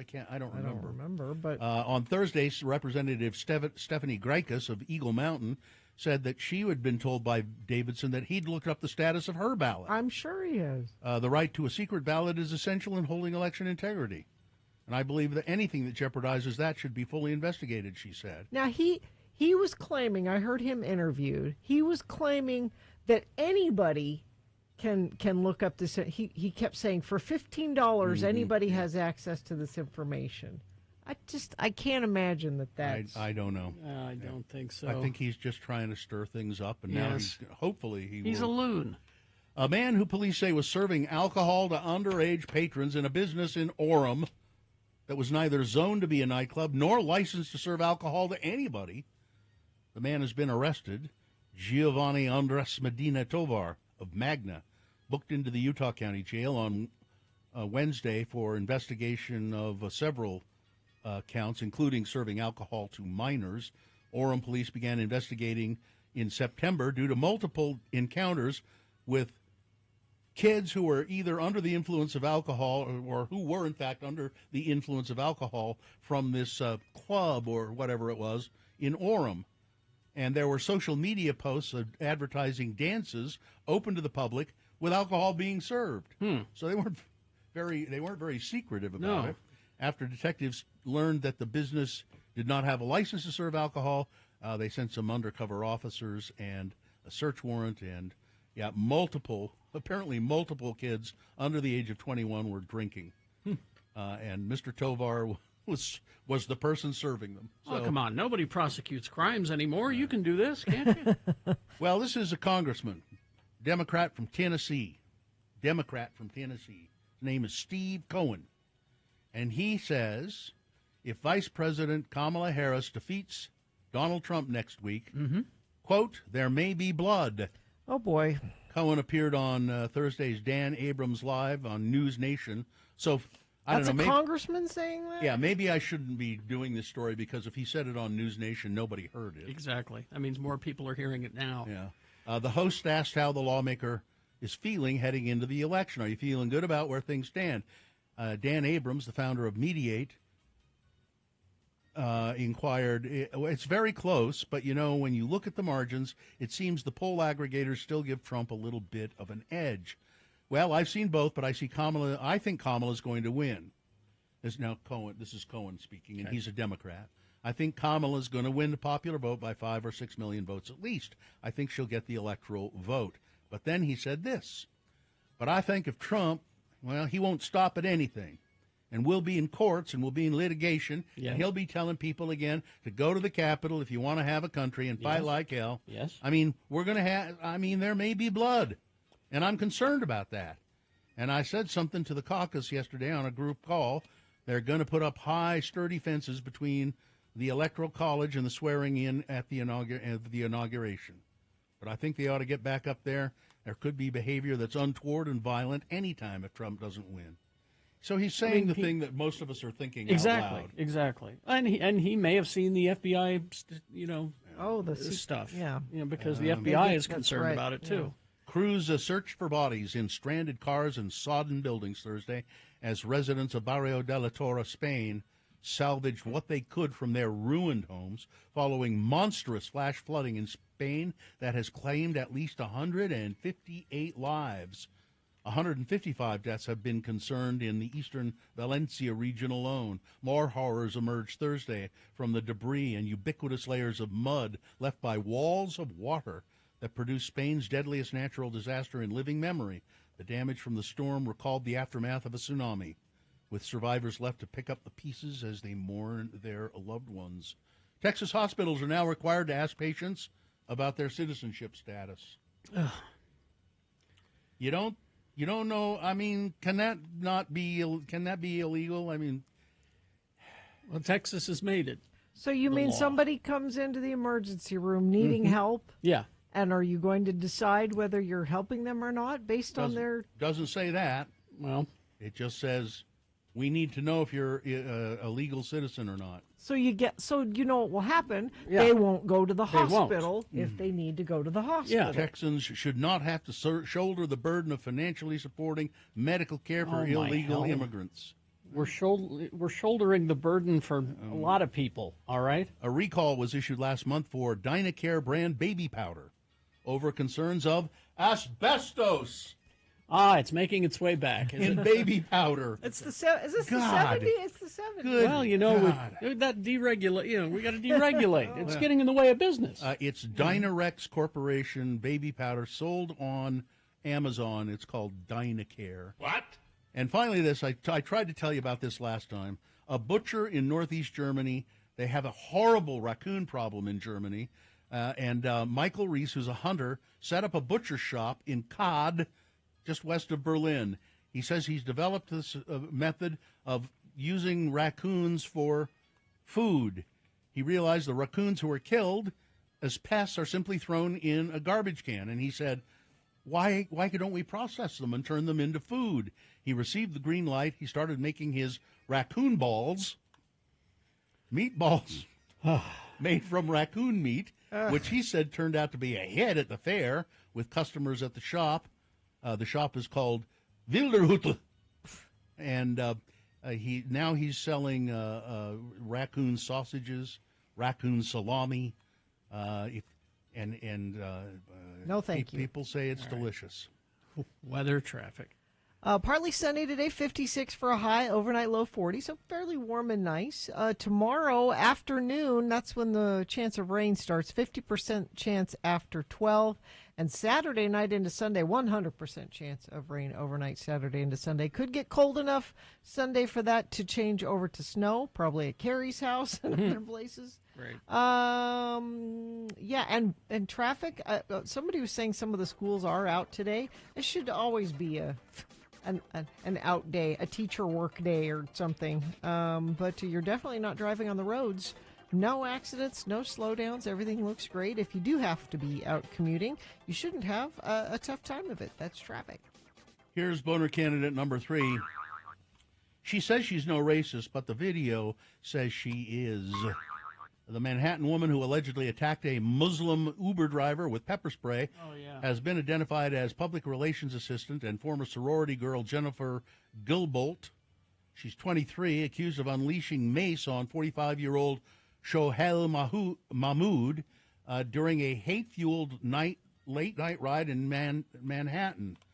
Now, Gilbo, who through her lawyer, has snapped back after she was charged with a hate crime, vehemently denying the ordeal was motivated by race or religion. But if you look at the video, and she's been charged with a hate crime by Alvin Bragg, the DA in Manhattan. Here, let me just describe the video to you. Jennifer Gilbo senselessly assaulted this Muslim Uber driver while he was just doing his job. The victim, a hardworking New Yorker, should not have to face this type of hate because of his identity. Dramatic dash cam footage captured the entire incident as Gilbo allegedly lunged toward Mahmoud, sprayed him in the face before. Now she's in the back seat with she's with a friend, pulling his arm back as he tried to push her off, while her friend sat in the back seat, stunned by her actions. Gilbolt then and her friend sat in the back seat of the car. Mahmoud spoke Arabic while stopped at a red light. She then snuck up behind him, shoved pepper spray in his face, he tried to fight her off, saying, what? She then attempted to hold his arm down. In the meantime, her friend is saying, Jen, what the F? Gilbolt then climbed up into the front seat as the driver tried to sit back down, but soon ran out of the car. Her friend kept going, what are you doing? Stop. Why are you doing that? So did she just not like that he was speaking Arabic? Is that what it is unclear what motivated her immediately to start doing that. But it was certainly not physically provoked, and it seems to be when she heard him speak Arabic, she did that. She snapped and did that. But now she's saying, I'm not a racist. Well, the video kind of says you are. Boner candidate number 3. Let's review the first two and vote. Boner candidate number 1 is leave our whale alone. Graffiti on the beautiful whale in the 9th and 9th neighborhood. If you've never seen it, you should go there. 9th South, 9th East. It's terrific. Hopefully they've taken the graffiti off of there by now. Boner candidate number 2, which is a demon. A demon. Really, Tucker? A demon? Tucker Carlson says he was attacked by a demon and clawed until he bled in his sleep. And boner candidate number 3, she says she's no racist, but I'm telling you, the video sort of says she is. All right. Time to vote for boner of the day. 1, 2, or 3. Remember your candidate number, the one that you think should win. The one that you think is the worst.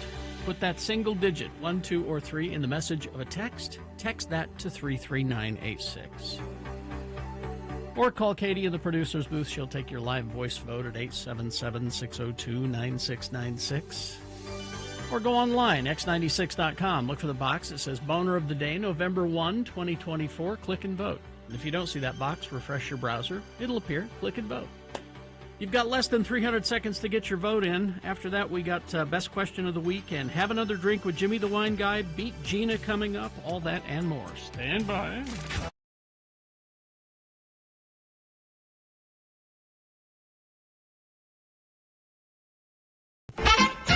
Well, it's time to play along with America's favorite game show, Beat Gina. Yes, Gina is loose as a goose and primed like a pump to beat the stuffing out of TV critic Bill Frost, playing on behalf of some unlucky contestant. I'm your announcer, Johnny Ola. Itchy, swollen, sore, pains in the bum? You might have hemorrhoids. If you're experiencing these unpleasant symptoms, you're not alone. As a matter of fact, 1 in 2 radio announcers have experienced hemorrhoids at some point in their lifetime. So when hemorrhoids strike, you want pain relief that acts fast and brings long-lasting relief. New Anusol Plus has an added anesthetic to provide extra relief from pain and itching when you need it most. So when you feel that burning, itching irritation, get the #1 doctor-recommended brand of hemorrhoid relief, Anusol Plus, available in suppository form or convenient soothing ointment. And now, try new Anusol cleaning wipes. Ask for it by name. Anusol Plus, available at pharmacies everywhere. And now, he too acts fast and brings long-lasting relief. He's your host, the internationally acclaimed Carrie Jackson. You know, when I see that product on the shelf, I don't feel like it's not anusol. It's not. It is Anusol. Anusol. That might have been a marketing problem there, but anyway. Thank you for being here, Bill Frost, to play on behalf of David Cooley. So, all right, you are David. You are playing for David. Okay. And if you beat Gina at these multiple choice pop culture trivia questions, for David, you will win tickets to Fork Fest in American Fork on June 16th and 17th. See dozens of bands, including Utah's own The Aces. You can find out more about this show at x96.com. All right. We need to toss a coin to see who goes first. It will give you an advantage in the game, Bill. Heads or tails, please? Tails. All right. Coin toss app says tails. All right. You can see. Man. That means Bill Frost goes first. Multiple choice pop culture trivia. First question for Bill. If you get it correctly, you get the point for David. If not, I'll allow Gina to answer the question correctly and steal the point away. We'll go back and forth till one of you has 3 points. We'll start off with some Star Wars trivia. Leftover Star Wars trivia. Okay. Bill, in Star Wars Revenge of the Sith, 2005, Obi-Wan Kenobi and Anakin Skywalker lead a mission to rescue which kidnapped character? Okay. Is it 1, Princess Peach, 2, Padme, 3, the Lindbergh baby, or 4, Palpatine? 2. Padme? Terribly sorry. Oh, Gina, your chance to steal. Not really up on the prequels. Palpatine? Palpatine. All right, it's 1-0. Question mark? My answers usually have a question mark. Which is just Silly. yeah. All right, it's 1-0, and Gina controls the question. Yes. Gina, I'm going to make this even harder for you. Why? Because all of these characters are real. Oh, okay. It just demonstrates how terrible Star Wars names are. Okay. All right. What was the lizard creature that Obi-Wan Kenobi rides in Star Wars: The Clone Wars? Jeez, okay. What is the lizard creature? All right. Was it a Kerkordian named Worm Loathsome? Was it 2, a Baractyl named Boga? Was it 3, a Kowakian named Salacious Crumb? Or 4, a Balasar named Elon Sleazebagano? Those are not all real. Those are real Star Wars characters. 2. Yes, a Baractyl named Boga. It's 2-0, Bill. I don't know how she Wow. You're going to have to dig to get Beating this one. Gina is a hard thing to do, Bill Frost. Apparently so. Moving away from Star Wars trivia to Billy Joel trivia. Bill? Yes. What genre was the band that Billy Joel was in briefly in 1969? What genre band? Was it 1, heavy metal, 2, opera, 3, folktronica, or 4, German reggae? Oh, wow. What was the first 2 again? Don't know why you won't consider folktronica, but anyway. Heavy metal or opera? I'm going to say opera. No. What? Sorry. Man, I'm sucking. Gina. Bill Frost, I'm disappointed in you. I don't think Tronica became a thing until the 90s.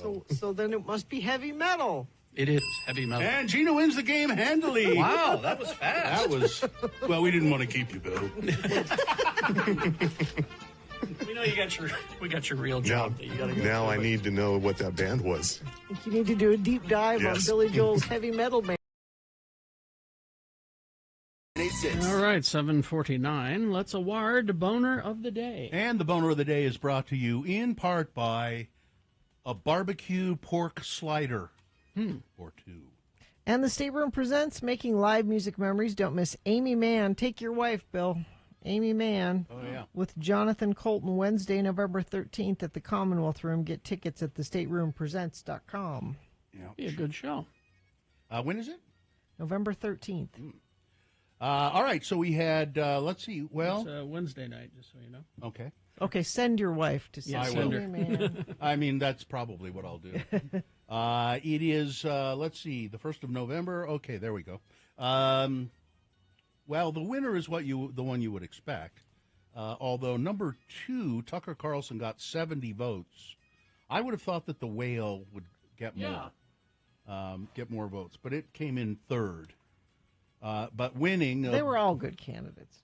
winning the Boner of the Day, the woman who pepper sprayed the Uber driver, got 140 votes, and she wins Boner of the Day.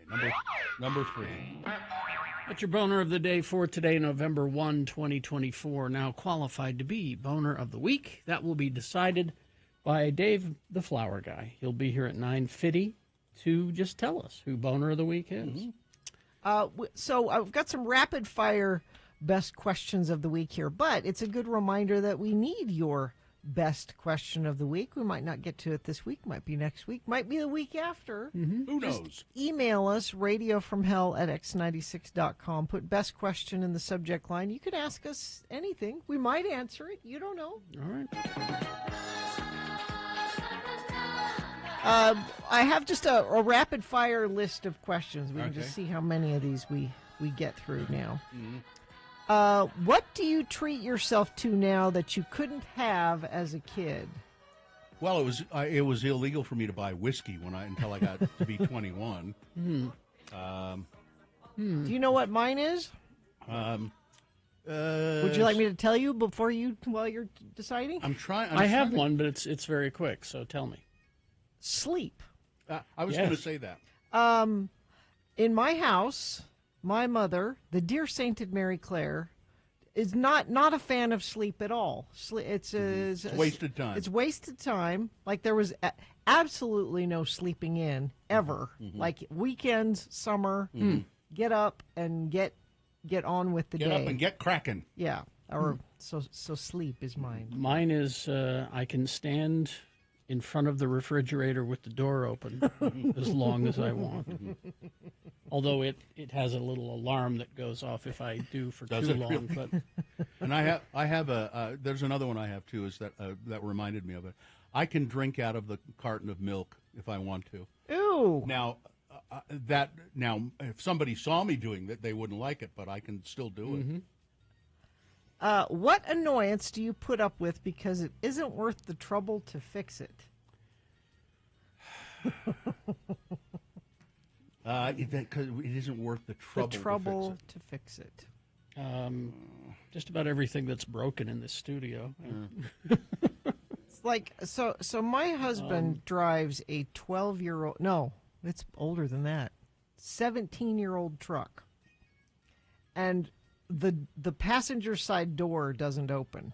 So if I want to ride in the truck with him, I have to get in the driver's side and scooch over on the bench. Well, that presumes that you want to ride in the truck. You don't want to ride in the truck. But it's one of those things where he's looked at getting it fixed, but it will take days, and it's an old truck, so they're not giving you a loaner truck to fix. So that's ours. Mine is my old laptop computer at home. Won't speak to my printer via Wi-Fi. So I have to plug in, if I want to print something off the printer, I have to plug the printer into the laptop. That's annoying. It is annoying, but it's just not worth the trouble of buying a new computer to do it. Because the computer works fine. It would just be more convenient if it was a wireless situation. Yeah. I think mine is my cat. Your cat. It's just not worth it. He's annoying, but it's not worth the trouble. Him? No, it's not worth the trouble to fix it because fixing it would mean something radical. It would like removing the cat from the house.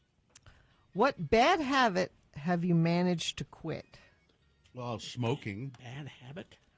I was addicted to cigarettes for years.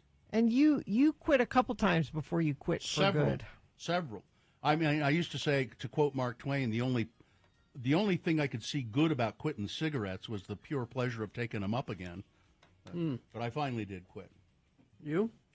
I used to, on my nightstand, every night when I went to bed, would have a can of Diet Coke. And you managed to quit that?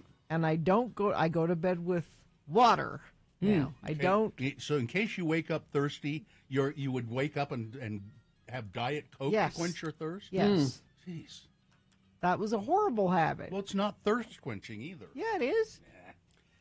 Mine is impulsively buying action figures or toys. That was a big thing for you. Because I would just get them.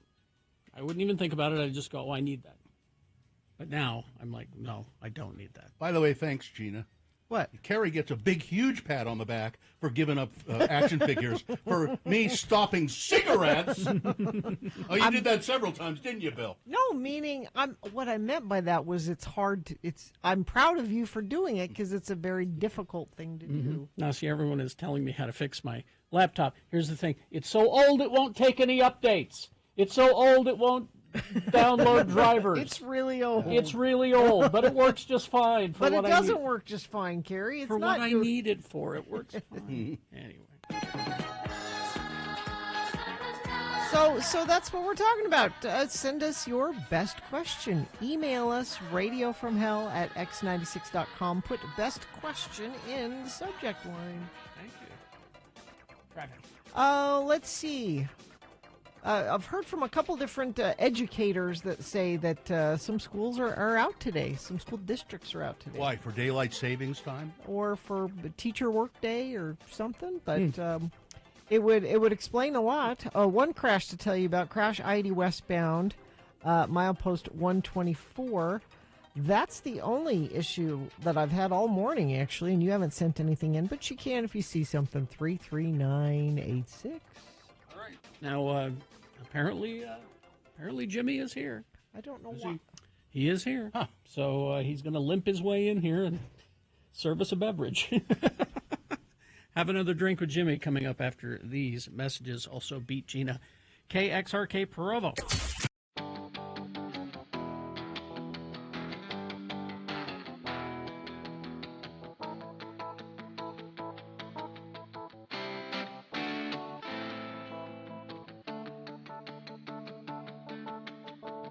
You can DoorDash Larry H. Miller Megaplex. Megaplex popcorn? Yeah, gigantic tubs of theater popcorn. That's kind of fun if you're having a family movie night.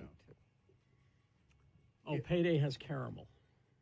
That's Is that yes, the it difference? does. Yes, it does. That's the difference. And I think maybe salted nut roll is just nougat. It's just nougat. Maybe. I don't know. That's been Google. years. Google. What's the difference between a Payday and a salted nut roll? And I'll bet it comes right up. And let's not talk about cherry olette. No. You ever have one of those? No. What is that? Does that have nuts in it? I think so. A cherry olette is and it's kind of round, dome-shaped candy bar thing. And you bite into it, and it's filled with cherry-flavored cream, as I recall. And I think there might be some nuts. Yep. And some little bits of cherry, chewy little cherry. Delicious. Bits. Okay, here we go. All right. A Payday candy bar has the same sweet, salty thing going on. Salty peanuts and peanut butter with golden caramel. The salted nut roll has a nougat center. Has the nougat center. Okay. Yeah. I prefer a salted nut roll then. You like the nougats. But I'm not sure where I can get one. Anytime I go look at the candy bars, I don't see them. They're not the most common, but I'm sure I see the Payday all the time, but I don't see the salted nut roll. Who makes the salted nut roll? Does it say? Let's see. Is it like M&M Mars or some big company? Pearson's candy. Pearson. See, that's why I don't see it as much. Yeah, I just looked up cherry olette. Yeah, it has the cherry cream and little bits of chewy cherry inside of But it. no nuts are involved. I don't think so. I can't. We're I'm just looking at a picture. We're talking nut-specific candies And here. again, we really have to apologize for getting so political with this. I know, right? A Payday is a Baby Ruth without chocolate. Okay, caramel and nuts. Yeah. And the cherry olette is also known as Big Cherry, right? Because I'm looking at the package and it says Big Cherry on it. Well, the only ones I'm seeing here are cherry olette. Cherry olette from the Hoffman Candy Company, 1950s when they started. There's also Chase's Cherry Mash. I think I want to try. I've never had a salted nut roll, and now that I'm reading and looking at them, I want a salted Big nut Cherry is a different candy Is that a bar. different one? Yeah, it's a Because different. I've had the Big Cherry. I don't think I've had the Cherry Olette because I recognize that package. The Big Cherry is a huge mound of milk chocolate sprinkled with peanuts containing a whole cherry in a rich, creamy center. Yeah, I've had that one. I thought that's what a Cherry Olette was. No, but I Cherry guess it's a Olette Big is Cherry. different candy bar. Let's have candy What's later the today. oldest candy bar being made? Are you asking me, or do Well, you I'm have just- it there? it just popped up. Apparently, the oldest candy bar still being made is Toblerone. Toblerone. Created in Switzerland in 1908 by Emil Bowman and Theodore Tobler. Somebody said if I go to Holiday Oil, they have a Pearson's salted nut roll. Oh, there you go. Do you guys have any more of those ass hats? I sure could use one. I'm going to Costco later, so. What? I don't know. All right. I don't You know the ones speaking of Costco. Oh. Yeah. What? You get a big container of that, how do you say it, Ferrero Rocher? Yeah. Oh, the Ferrero little Rocher. The individually gold- wrapped. Yeah. Yeah. Oh. You like There those? you go. You put those in a big bowl and just with your movie popcorn and you eat them. You know what the oldest candy company or the oldest candy bar still being made is? Toblerone. No. Well, Because those the are oldest, still I'm around. sorry, the oldest candy company. Oh. The oldest candy company in America. Ye Old Pepper Candy Company in Salem. Has it always been Ye Old? I Or think did they so. change it after a while? I think so. I don't know Can what. you start off being Ye Old something? Oh, now look what they've done to the salted nut roll. They've flavored them. What? You can get a cinnamon churro salted nut roll or a spicy salted nut roll. I want to try both of those. And I don't recognize the package, and maybe that's why I'm not seeing the salted nut roll. I want to try both. Ye Old Pepper Candy Company makes those melt-away peppermint kind of, those white sort of. And this texter reminds me, I know I'm going to go drive down to Pirate O's and Draper and check out the uncommon candy that they have. They have a big, Uncommon? They have a big selection of hard to find and uncommon candies. You should. They have like Zabar and. Oh, yeah, all that stuff. All right.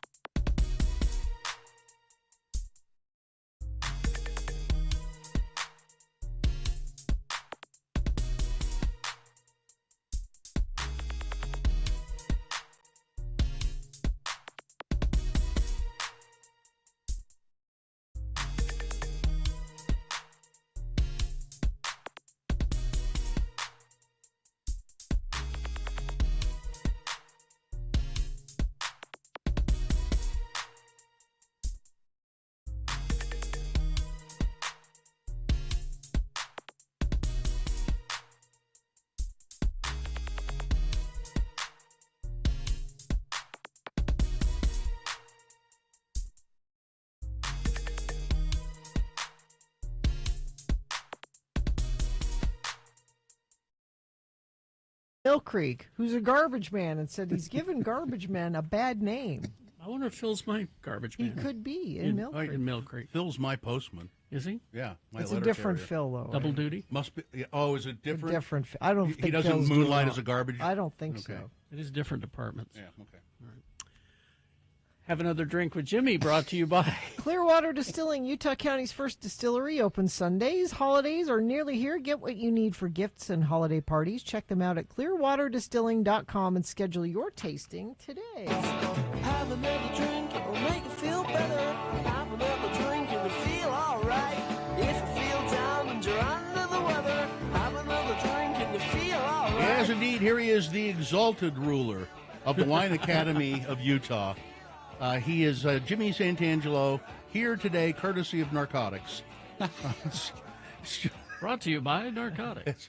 Jimmy had surgery. Some He's surgery. okay, We but... didn't think he was going to be here, but here he is in the studio live. And why? Narcotics, he said. Narcotics. He caught an Uber. Couple pain pills, and here you are. Here I am. Good morning. Thanks for being here. Good morning. Super excited about our sponsors, our friends over at Clearwater Distilling Company. They have a brand new, this is Sophie's Gin, available only at the distillery. We were fortunate enough to get our hands on a bottle to assess it. Beautiful labeling. I know we always like their label. I'll hold it up. Oops, I'll hold it up to the camera here. Yeah, they do good work. They do good work. Very artistic. That kind of old speakeasy, 1920s kind of a thing. But what I really like about this gin, frankly, it's a gin you can sip on, whether it's over the rocks, a splash of dry vermouth or otherwise.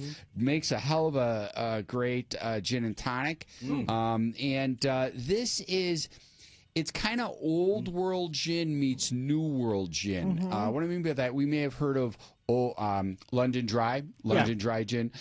So you got that herbaceousness, that juniper, that Christmas tree, that pine needle classic coming through. But then you got this like dose of citrusiness lift in here, and that's that newer type of New World style gins. You know what? It's soft is the word. Soft. I like that. It's sometimes gin can be kind of harsh. Yeah.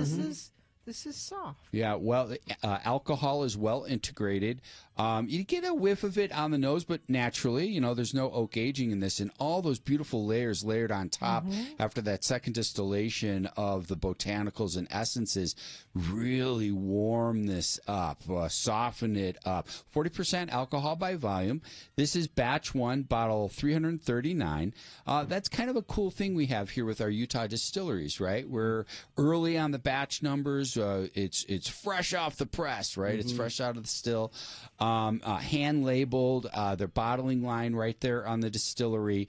These guys have their hands on this product. You know, it's not outsourced as much. Clearwater Distilling, usually with their products, there's a story kind of that goes with it, and it's on the label usually.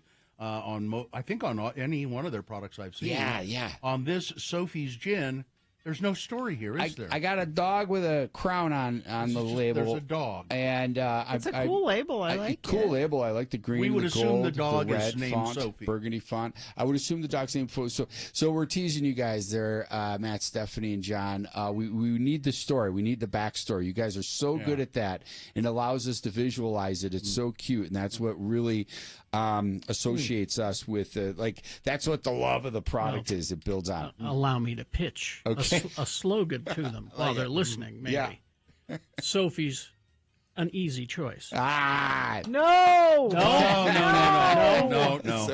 Can't go with that one. No, I would an easy not. choice. No. Terrible. Okay. Don't make me laugh. I'm sorry, Jimmy. Yeah, not like the original, a difficult choice. No, this is Sophie. This is an easy choice. Okay. Yeah. Great product. Sophie's Gin. Their bottles are handsome bottles. They're very decorative. They got the square shoulders etched in and glass topper. Just really nice. $24.99. You can only get it at Clearwater. Currently, a lot of their products, being a local distillery, right now they're busting them out at their tasting room, open on Sundays, and they are quite busy. Super easy to get to off the highway over in Pleasant Grove. And definitely get a bottle of this today. I can even see this. Joni, my wife loves gin, and I think she would like this in her French 75s. I think this would make a nice French 75, especially with that citrusiness in there. What goes in that? French 75, champagne, gin, lemon, sugar cocktail. So you take a champagne flute, like not the coupe or a glass. You take the flute, and this is when you can go into your cabinet and get that powdered sugar you haven't used in years, right?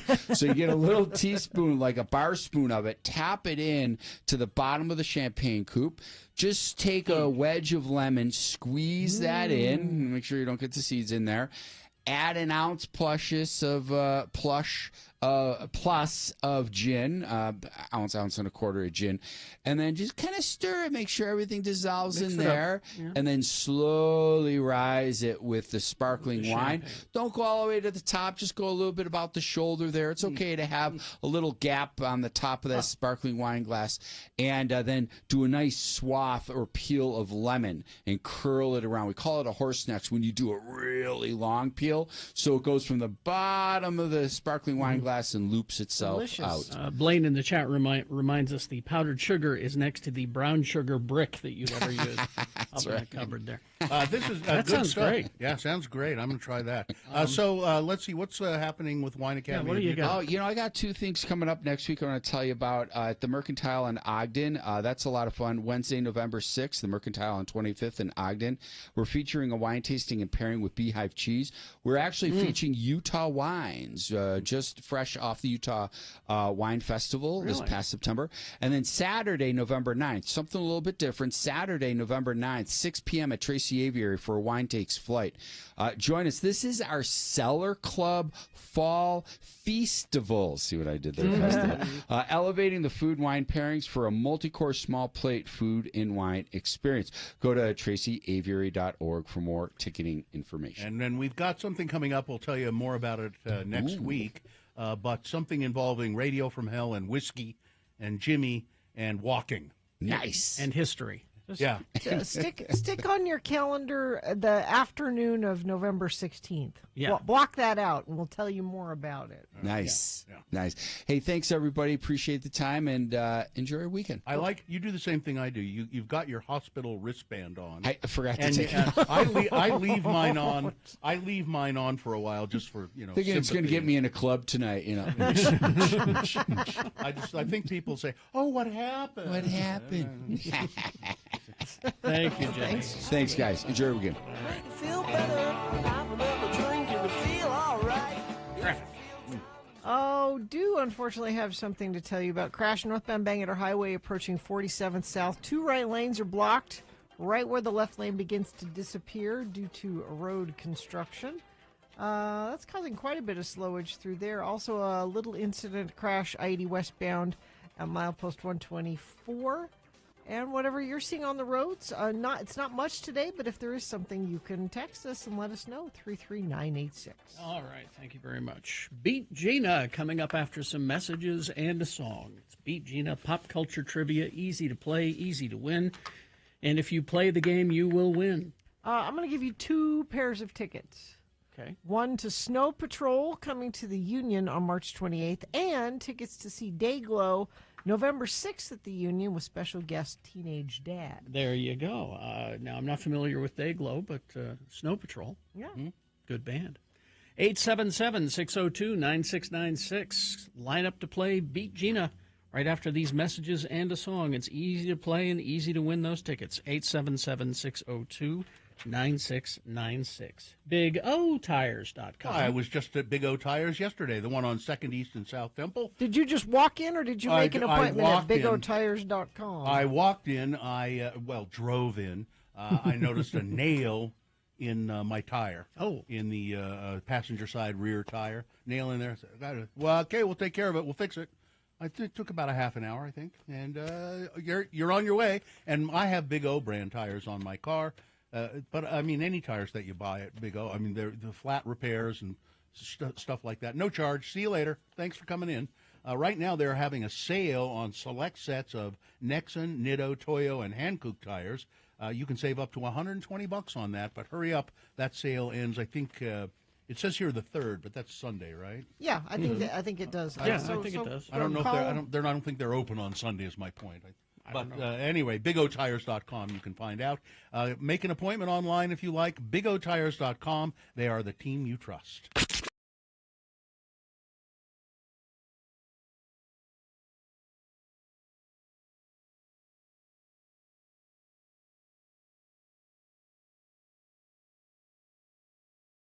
Donut critic. Donut critic. Well, there's an imposter in the studio. He claims to be the donut critic, but he's brought hamburgers. It's Ben. Good morning. I promised you burgers. Yes, you did. And so I brought you burgers. And tell us about these hamburgers that you brought us. Well, I mean, the fact that I can get them at 7 a.m. is pretty cool. That is. Is that normal, or did they do a special thing? They did a special, but I mean, if you really wanted to get one, you could. It's at Dolly's Donuts, and this is on 3200 South and State Street. Dolly's Donuts. See, again, we have the donut critic with burgers, and we have Dolly's Donuts with burgers. But I feel like their focus is definitely like the bar and grill portion, and the donuts are just like that added cherry on top. So it's Dolly's Donuts and more. Yes, exactly. Now, what is it that you love about this burger? So this is an elevated Big Mac, and this is trending right now. I was in Miami a few weeks ago, and everything I could eat burger-wise was an elevated Big Mac. There weren't a lot of other options. And so I came here, and that's what they served me at Dolly's, and I was like, okay, this is something. And so I started looking at other places, and they're doing that same thing. Wonder why. Reiterating on like a classic, I guess. But And what makes it an elevated Big Mac? well, so this is a smashed patty, so it's the higher quality meats. You can really taste it in that. The bun is really soft, and it's that classic sesame seed. And then the sauce, that's the Big Mac sauce, is a little bit different than what you get at like an In-N-Out sauce, or a Thousand Island. So it's that unique flavor profile. So now this fry sauce, there's something unique about it. I don't know what it is, but I will be honest. Really good. I don't know what is in there, but I do like when people iterate on that. They do barbecue or Worcestershire sauce in there. So And the fries, I love a shoestring fry, and they have they're seasoned fries. They're not just plain. It's garlic and Parmesan. Yep, there's garlic, Parmesan, Cajun seasoning, and regular. So I got truffle over here. Oh, did you? I didn't know they put that one in there. You sure did get a truffle. Truffle fry. I love a truffle fry. Now, It's all good. These are just great. Where is Dolly's? So it's on 3200 South and State. It's right by Century 16, so like that perfect stop right before you go to a movie. And the reason why I brought it in is it cracked my top 10. So Your top 10 list of burger places in Utah. Yep. So I've been going through and eating burger places the last probably 2 months, and this one cracked the top 10. Right. And I think it's got a really awesome future in Salt Lake City. They've been open for about a year. They've had some new chef blood come in, so it's going to be really good. I tasted a few donuts last week, and honestly, it was amazing. I thought, okay, this is going to really be something special. So. All right. Well, let's talk about. So now this is your list. These are the by your rating. Yes, and there are a couple of caveats because I know people get really passionate about their burgers. Oh, yeah. And so I'm going to give my top 10, and I'm going to get messages galore of like, you forgot this person, or like, this is the best place. And by messages, you mean on your social medias where you Yep. post these. And I'm sure if people want to comment on them, you like it when they Yeah, so I have a list. There's a little brochure tab on Instagram. So if you hit there, I have all my top 10 or top 20 lists up there. So. Okay. But top 10, I tried Patty Shack in Taylorsville. Have you ever tried that? No. Never heard of it. So it's a newer place. I think it's been open about 3 months, but it is so fresh and delicious. It's almost what I think Five Guys used to be probably in the very beginning. Like big, meaty patties and fresh toppings. The only thing missing there, I thought, was like a really good sauce, like a signature sauce. Okay. By the way, are these in any particular order? Yeah, that was number 10. Yeah, that was number 10. Okay. Dolly's Donuts. I would say, like I said, number 9. Yep. White Horse. right over here. Yeah. They have a really delicious burger. do. Yes, they do. Backdoor in Provo. So it's a bakery and burger place. Can you go in the front at all? Or? Yeah, it kind of seems like you're going to backdoor. They have axe throwing and stuff like that, but it's right off of Center Street. It's okay. But they do some really interesting flavor profiles. So. And they've been open, I think, about 2 years. They opened in the pandemic, so not a lot of people knew about them. It wasn't this grand opening. So cool. Okay. And then I got Loco Burger, which is like a Mexican-style burger. So it's on 17th South and State Street. Nice. It's got a lot of cool stuff, too, like a Mexican-style, and they got ham, which puts the ham in hamburger, they said. We put the ham in ham. I love that idea. But I think it's really delicious, and they have, like, roasted chilies and stuff like that. Okay. Roy Burger Bar. Yeah, that's been there forever. Classic. Yes. And I feel like the bun is just super unique. A lot of people have messaged and they don't like it because it tastes a little bit doughy or yeasty, but I think that's what brings the unique flavor. And Burger Bar does like meat of the month. Yeah. They'll And do a it's unique like meat. alligator. Yeah. Yeah. Boar. Yeah. Next is Rich's Burger. This is just downtown. I had an amazing burger, and they have so many options. So I need to go back and do more. A lot of people say the guacamole burger is best. I did like a blue cheese one and a mushroom Swiss, and it was delicious. Okay, Chom Burger. So for people down in Utah County, they have really elevated burgers. It's Provo and American Fork. And next, I have Lucky 13, which is a classic. It's my favorite. And I think the most consistent, most unique to Utah that I feel like you can get anywhere, I think is Crown Burger. I'm sorry. I know it's not the elevated burger, and I know people complain that it's not this like high end. It's that consistent, classic It's a good pastrami burger. burger. It is what it is. And, Yeah. and it's delicious. Every time I have a surgery, that's what I go. Bill has lots of surgeries. I need to have a crown burger after I've had surgery. If people want to see your list or comment, where do they go? You go to Donut Critic on Instagram, and it's that little profile button. And then it says up-and-coming burger places, Drip Burger. Where's that? That's in Provo, and it's so cheesy and drips. It's like there's just so many toppings that are just dripping off of it. So, All right. Go to Instagram, look for the Donut Critic. He does burgers and donuts and other foods as well, cookies and yes, stuff. all that stuff. Everything. And thanks for feeding us. Yeah, no problem. Thank you very much.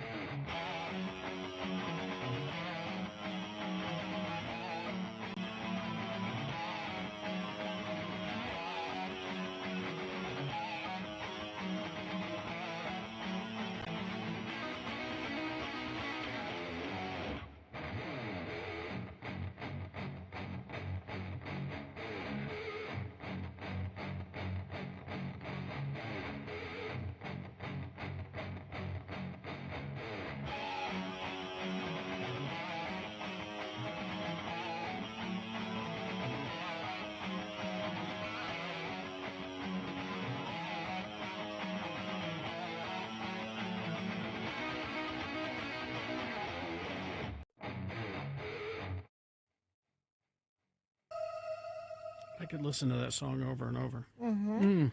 Pixies, X96.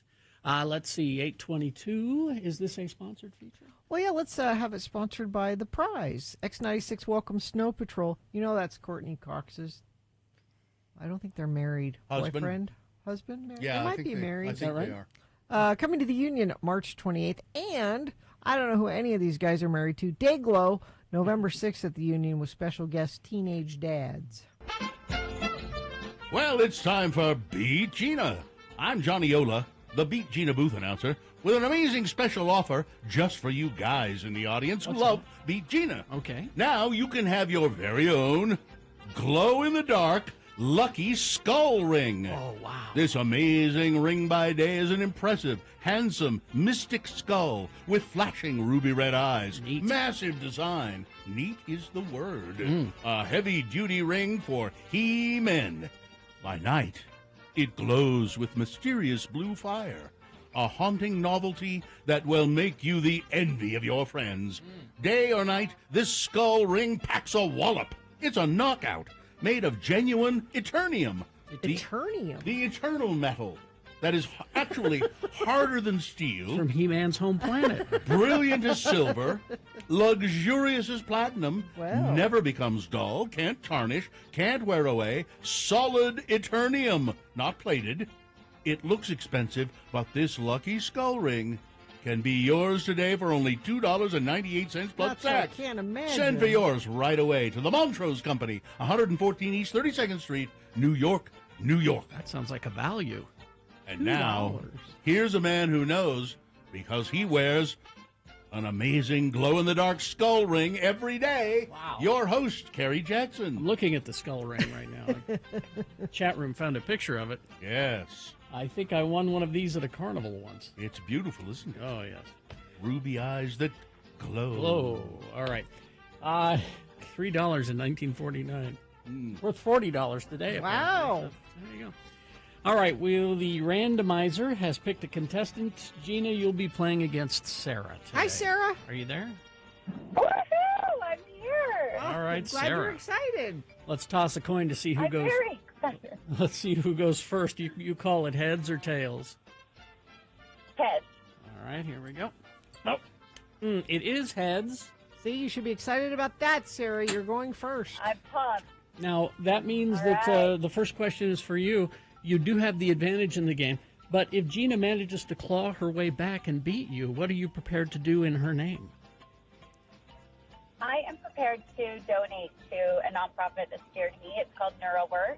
Oh, They help with people that have been injured and paraplegics, quadriplegics, and their recovery after an accident. Well, lovely. That's very nice. Just lovely. Okay. They came in handy for me. Yeah. All right. Well, this first question. Now, if you beat Gina, of course, you get the concert tickets. Now, this first question is for you. It's multiple choice, pop culture trivia. If you get it correct, you get the point. If not, I'll allow Gina to answer that same question. Stealing the point away from you, we'll go back and forth till one of you has 3 points. You know, you can get that skull ring on a T-shirt. Really? Yeah, right there in the chat room's going crazy with this skull ring. I'm going to get one. All right, Sarah, here we go. First question's for you since we have leftover Halloween trivia from yesterday. We'll get those out of the way, and then we'll move on to Winona Ryder trivia if we have time. Okay. All right, here we go. First question is for you, Sarah. Halloween trivia. What is the tradition of pumpkin carving? Is it 1, to keep the door-to-door brush salesman away? Is it 2, we ran out of rayon mantles for the Coleman gas lantern and had to improvise? Was it 3, in Ireland, people started to carve demonic faces out of turnips to frighten away Singy Jack's wandering soul? Or 4, carving the pumpkin into likenesses of dead loved ones' faces as a tribute? I'm going to say 3. Good Correct. choice. In Ireland. There you go. The Point turnips. for Sarah. All right. Next, Gina. Gina. Yes. Where did Halloween originate from? Is it 1, Ireland? Is it 2, Mexico? Is it 3, Big Candy created it to sell more candy? Sure. Duh. Or is it 4, the Spirit Halloween store, the one that used to be a Pizza Hut? You would think. No, it's in, again, Ireland. Ireland, yes. The ancient Celtic peoples. All right, it's 1-1. We go back to Sarah. Sarah, one of these Okay. famous people died on Halloween. Oh, dun, dun. Which one? Is it 1, Sean Connery? Is it 2, MF Doom? Is it 3, River Phoenix? Or 4, trick question, all of the above? 3. River Phoenix? Uh-oh. Yeah. Well, that is correct, but it's all of the above. But it is all of the above. Yes, all 3 of them died Okay. on Halloween. It's 2-1 in favor of Gina and Sarah. Gina controls the question. This could be sayonara. All right, Gina. Winona Ryder trivia. Okay. Winona's agent begged her not to do what movie? Oh, okay. Claiming it would end her career. Oh. Is it 1, The Dog Who Got Shot in the Back for Ruining Christmas? Yes. Is it 2, Edward Scissorhands? Is it 3, Heathers? Or is it 4, The Box Farts? I think it's Edward Scissorhands. Edward Scissorhands? It's not? Sarah, you can tie the game. What? Okay, can you list the answers again one more time? Is it 1, The Dog Who Got Shot in the Back for Ruining Christmas? Is it, well, Edward Scissorhands too. Is it 3, Heathers? Or 4, The Box Farts? I'm going to say 3, Heathers. That is correct. You've tied the game. Because of the subject matter of the film. Said it would end her career. Yeah. And it's tied, and I think Sarah. Not Heather. Heather's. Sarah's controls the question, Sarah? so you can win here. When Winona Ryder was younger, what did she originally want to do? Instead of being an actress, what did she want to do? Was it 1, become a competitive skateboarder? Was it 2, be a news anchor? Was it 3, koala basher, bashing koalas off the Sydney Harbor Bridge when they chew on the rivets? Is it 4, putting stickers on fruits and vegetables in the produce department at Vaughn's? 1. And there you go, Sarah. You win the game. Congratulations. You get all the concert tickets. Maybe Courtney Cox will be there. Snow Patrol and Dayglow and Teenage Dads, all of them. There we go. Oh my gosh, I'm so excited. Thank you guys. You're welcome. Hang Thank on the you. line. Hang on, we'll tell you how to get there. I've got to go. I'm going to go order myself a glow-in-the-dark Lucky Skull ring. Yes. All right. Somebody in the chat room said they had one, and it opened up. Really? And had a secret compartment. You know, it's like you could put poison in there or something. Ooh. All right, big boy news now, brought to you by Clark Planetarium proudly presents Laser Trans-Siberian Orchestra, a holiday music journey, November 22nd to December 31st. Don't miss this breathtaking laser-like spectacle in Hanson Dome Theater. Get tickets at clarkplanetarium.org. Well. Here we go. Stevie Nicks. Stevie Nicks says she didn't ever vote until she was 70. Wow. In a new interview with MSNBC, the 76-year-old Fleetwood Mac singer and musician spoke about how she didn't vote in a U.S. election until about 6 years ago. And she said, I regret that. I've told everybody that on stage for the last 2 years that I regret it. And I don't have many regrets.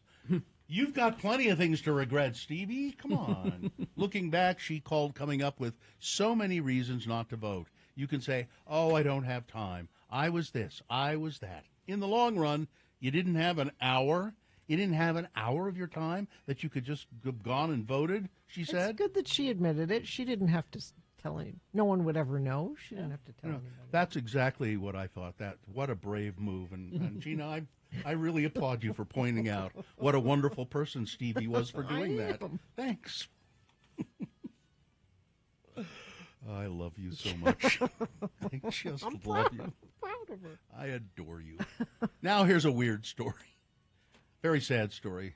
New York City Police and New York Park Police are working to recover the bodies of a mother and her 2 children who went over the American side of Niagara Falls on Monday night in an incident investigators are calling intentional. Police say they responded to an incident on Goat Island at about 9 p.m. According to investigators, 33-year-old Keontae Means, 9-year-old Roman Rossman, and 5-month-old Mecca Means crossed over the safety guardrail and went over the falls on Luna Island.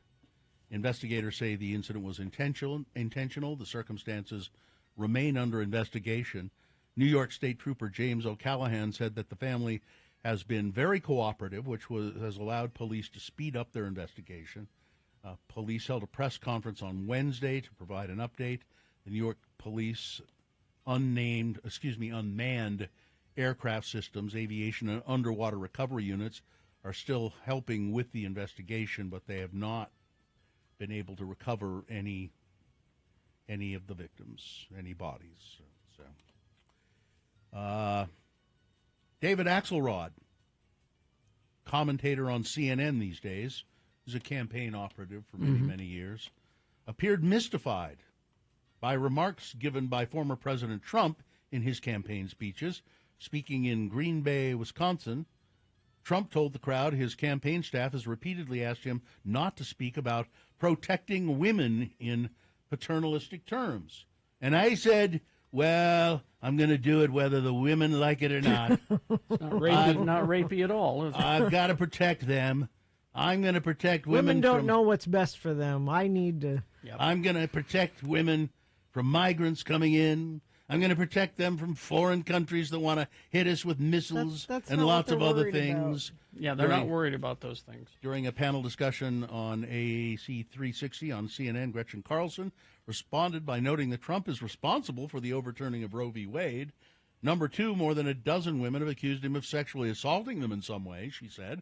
I'm sure they did not want that to happen. Number 3, he said that because he was a powerful man, he could grab women by the, and that probably they wouldn't care. And number 4, he was found liable of sexual assault of E. Jean Carroll, and he's going to owe her, or he does owe her, millions of dollars. Host Anderson Cooper noted that Trump's comments about protecting women are often accompanied by odd statements. At a rally last month, Trump said what some pundits called creepy. Cooper noted he's kind of like, women will be happy. They will be healthy. They will be free. They will no longer have to think about abortion. Well, he read that off a prompter, too, said David Axelrod. Who writes that? Yeah, it won't be an option for them to have an abortion. That's why they won't have to think about it. But it is true. I mean, David Axelrod would say, who would write that for him to say? Exactly. Former Obama White House alumnus said Trump is making such remarks at a time when Kamala Harris is reviving Trump's claim in 2015 that women who receive abortions should get some form of punishment. He said that. Yeah, he did. aside from that sort of juxtaposition of how he behaves and what he says, there is this sort of patronizing tone to him now, Axelrod said. Back then it was like shocking, but it seemed impossible. But now, what we've seen in the country, it suggests he has followed through on his belief about that. And we're all talking about the garbage truck, but we should be talking about two more women have come forward, said that he has assaulted them, and there's apparently some Epstein tapes. I saw that. I haven't heard anything. I listened to some of them. Oh, you did? Who is speaking? Epstein? He was in contact with Trump up to the end, even though Trump says, "Oh no, I haven't spoken to him in years. I don't know this guy. Don't know who he is." Women are outpacing men when it comes to early voting, which may be a sign of trouble. For who? I think that's great news. I think it's a sign of trouble for Donald Trump. With only 5 days to go until Election Day, more than 60 million Americans have already cast their ballot. Women make up 54% of that number. I sat down with my daughter and her ballot at her request because she'd never done it before. She's 18. It's the first time she's voting. And we had the vote.utah.gov website up while we were doing it. And I would tell her, you need to learn about the candidates.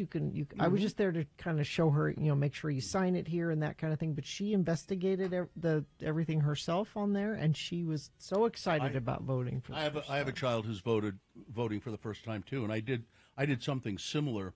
We took the ballot and we put it up on a cork board, and then I got some darts and I threw the darts at the ballot and said, "Wherever those stick, that's who you vote for." That's who you vote for. There's beautiful trails and a storybook lake at the Escalante Petrified Forest State Park near Escalante, with plenty of campsites, a luxurious bathroom facility. The floor is heated. There's wall to ceiling tile in the restroom facility. It's funny. I'm going to Escalante this weekend. And I don't think I've ever been to the petrified forest there. Well, you should go. I think I will. There's the famous petrified pieces of trees that have transformed into rock, making it a unique place in Utah to look in, wonder at the thousands of samples of petrified wood that are there. Chad Jones, the park manager, said you can actually put a specimen under a microscope and still see the cellular structure of a tree in petrified wood. But one thing you should be aware of, there are rumors, legends, that if you take a piece of that petrified wood from the park, which you are not supposed to do, bad things might happen to you. Well, don't do it, Bill. I won't. Well, that explains a lot, actually. It is a nasty, nasty curse.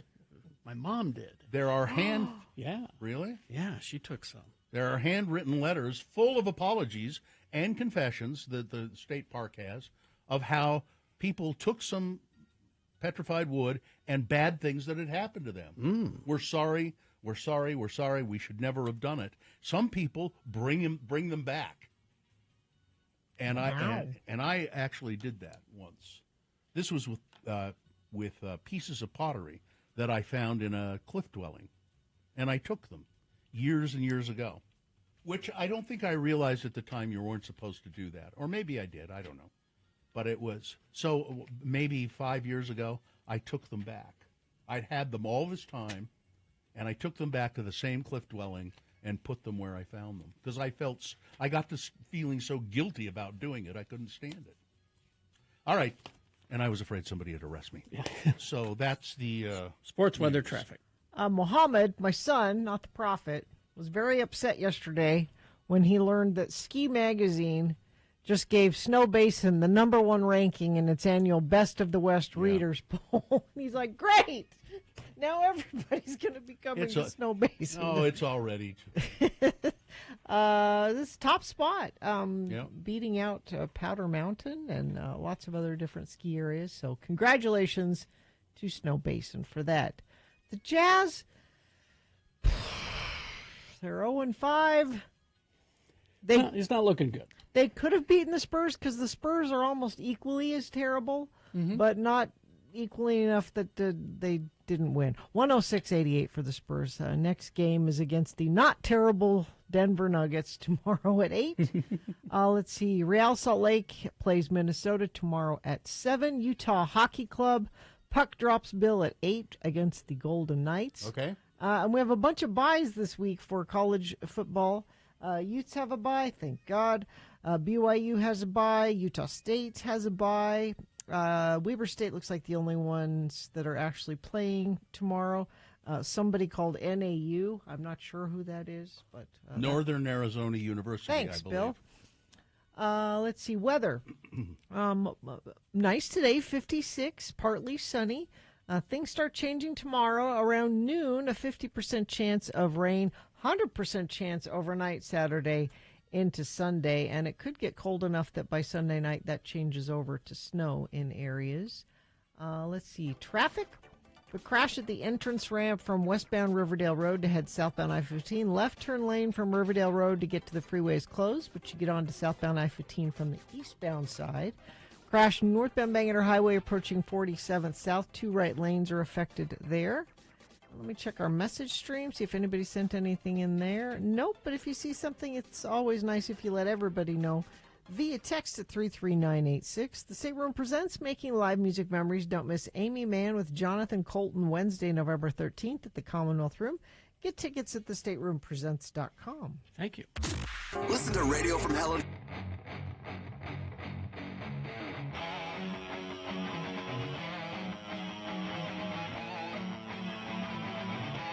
I know we have a couple minutes here, and I found this, those things people like. I found one lying around. A list. A list. Oh, okay.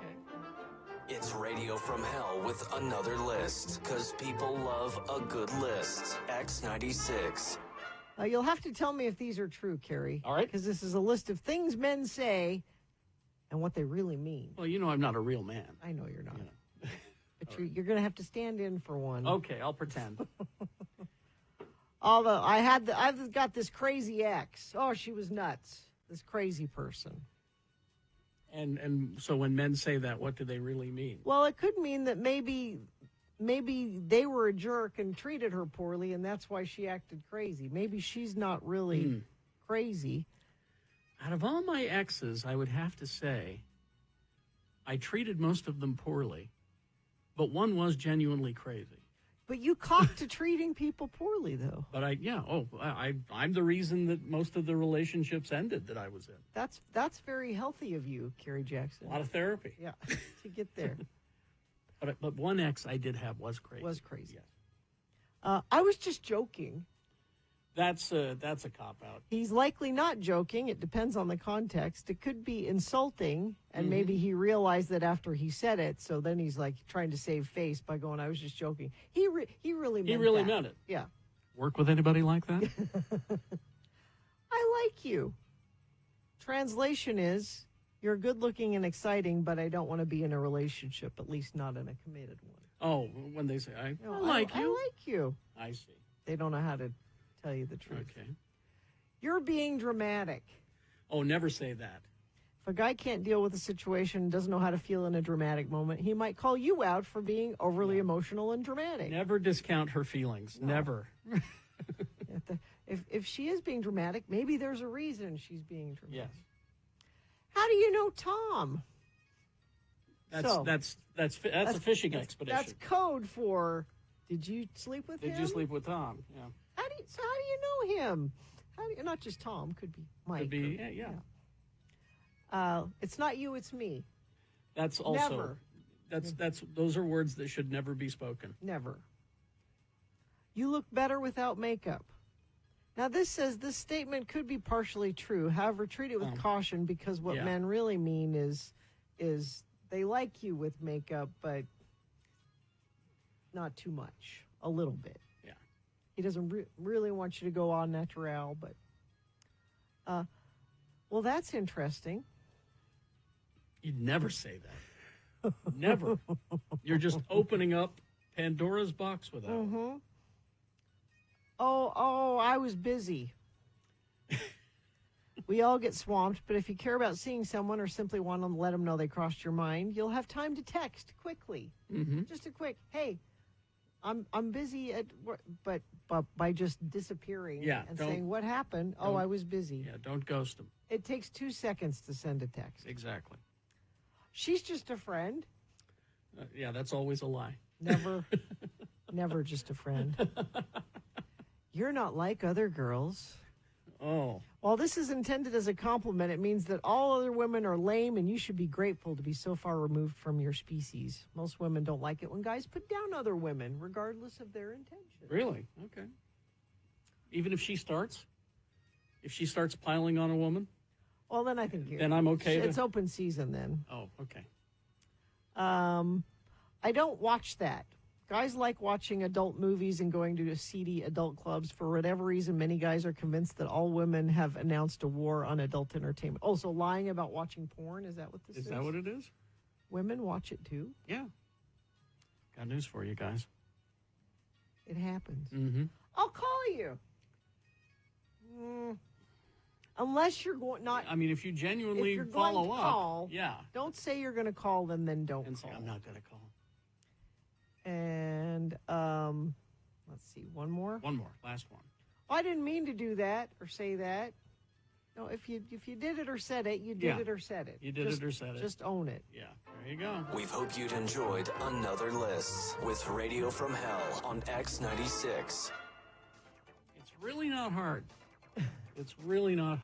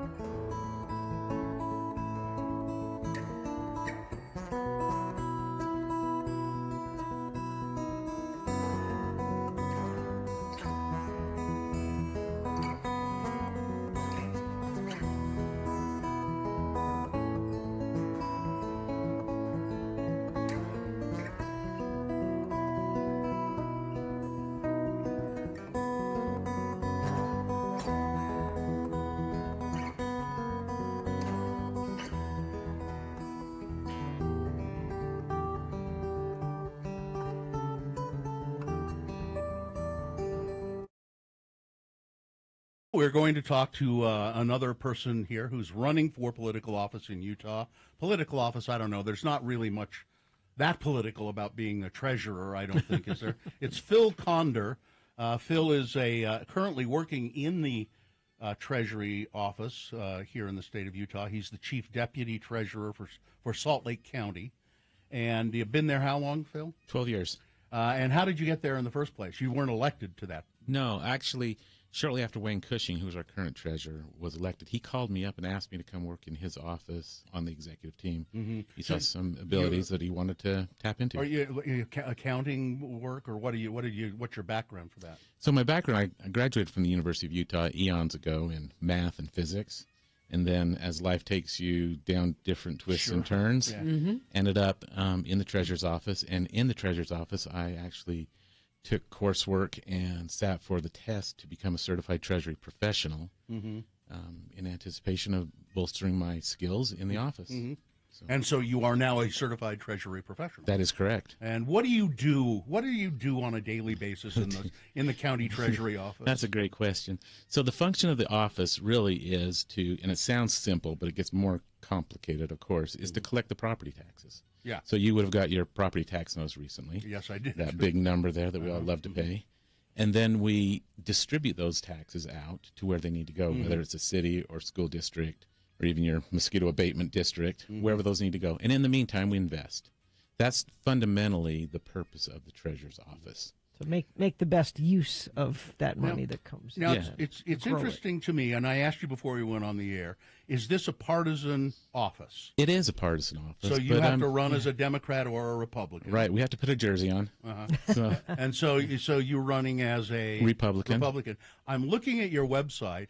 There's not one mention of you being a Republican on your website, which I think is interesting. Well, it's because it shouldn't be a partisan office. I agree. You know, yeah. and so I've intentionally, kind of downplayed it. I am a Republican, but as the treasurer in the county, we don't create policy. We don't determine how much you pay in taxes. We don't determine where those taxes go or how other people spend it. It's a professional function of taking care of the money. And I want to emphasize that we do not do political things in our office. Yeah. What's the importance? I can't remember who your opponent is, but what's the importance of having the right person in that office? Is that Sure. You know what I mean by that? I do know what you mean.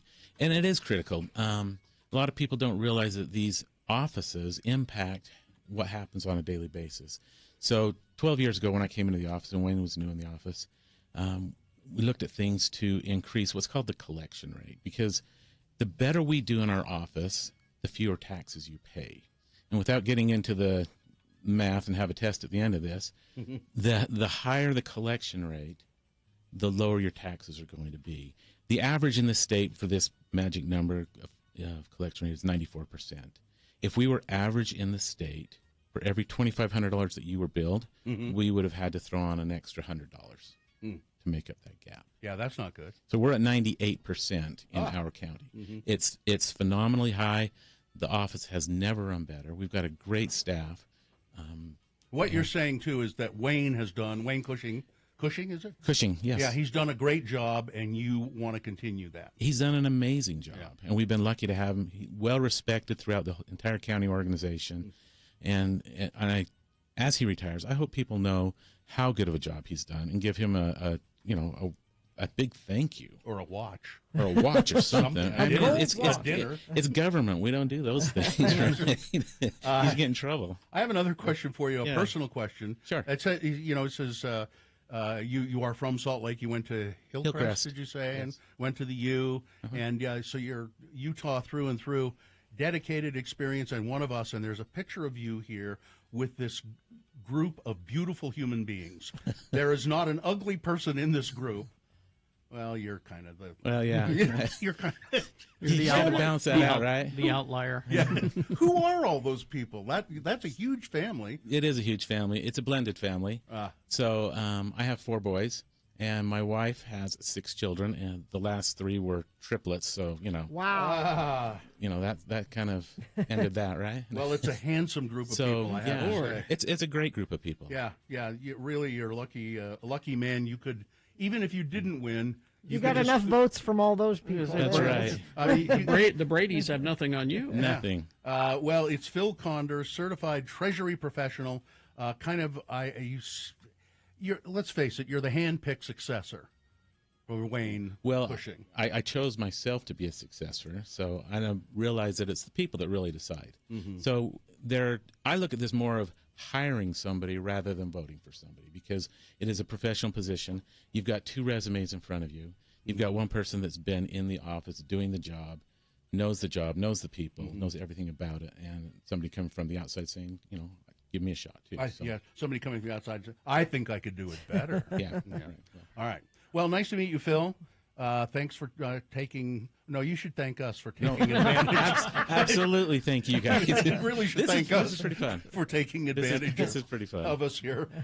Were you the one who said, or did somebody tell you about this? Well, I had a friend who was on earlier. Oh, okay. That said, hey, you might want to do this. And I said, absolutely, I want to do that. All right. So I reached out to Katie. She's great. Yes, she's the best. All right, Phil. Nice to meet you. Hey, this is proof that Republicans and Democrats can like each other. Of course. Yeah.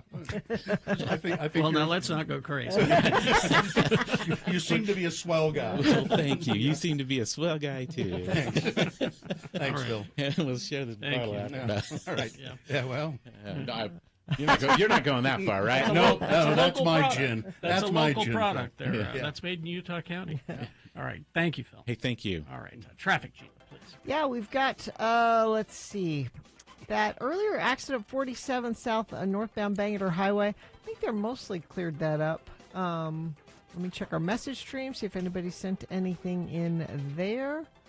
Nope, but if you see something, you can let us know. Text it to us, 33986. Haster Game for board games, Magic the Gathering, Pokemon, miniatures, dice, paints, and more. Haster Games, 6831 South State or hastergames.com.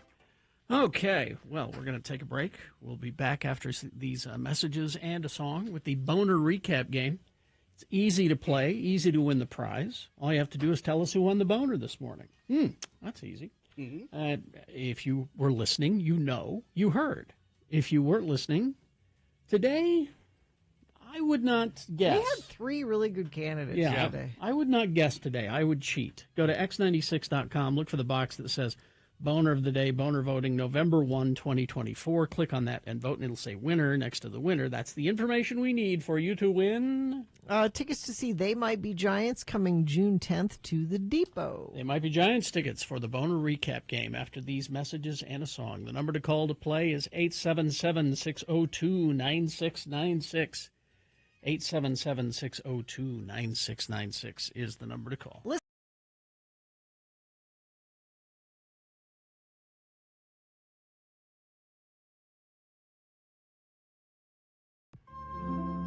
There was a boy,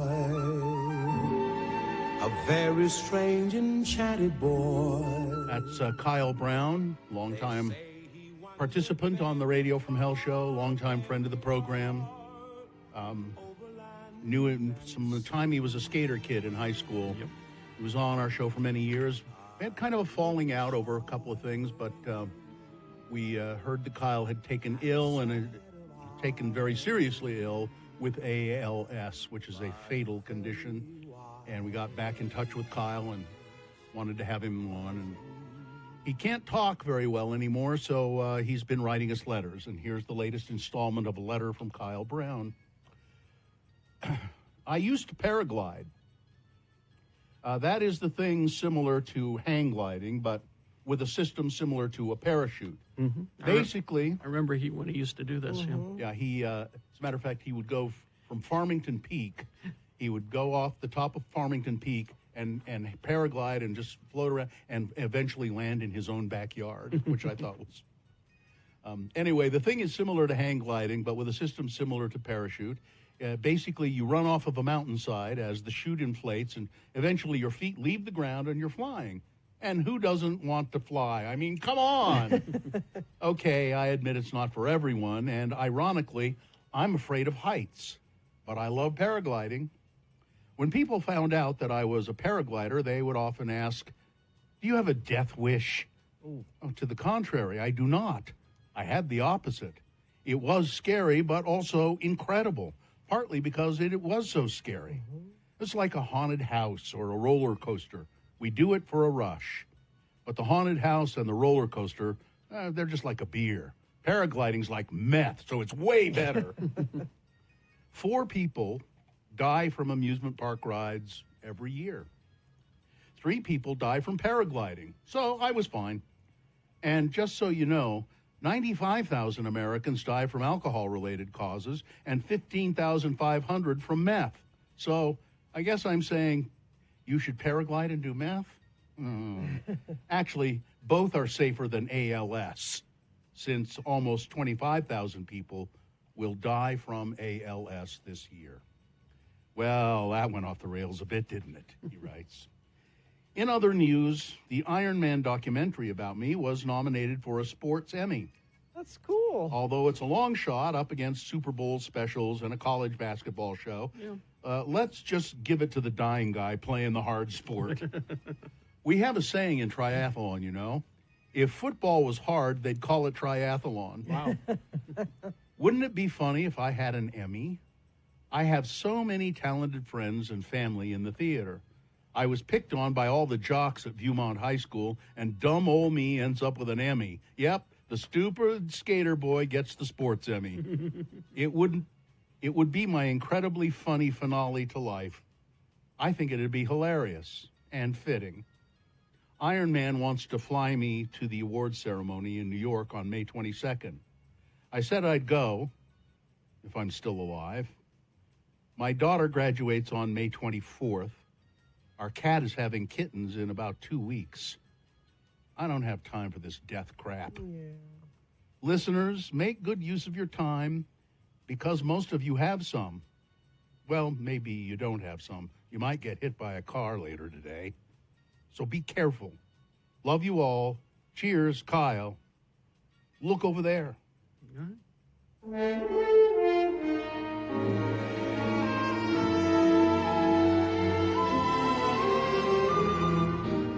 You have an Emmy, don't you, Bill? I do.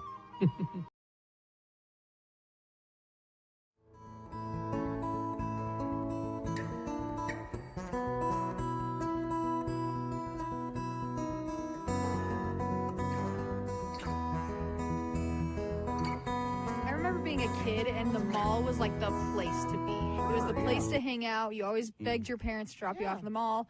And I look back at those days and I'm like, I hate the mall. I don't need to go there.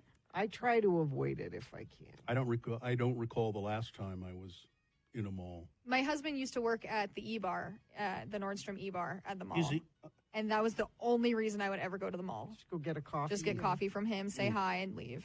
Because you were flirting with him? Yeah, well, I mean, like I was already dating him, but Oh, I continues to flirt with him. Why not? Flirt him. It keeps the spark alive, Yeah, right? keep flirting, Keep Katie. flirting Don't with stop him. that.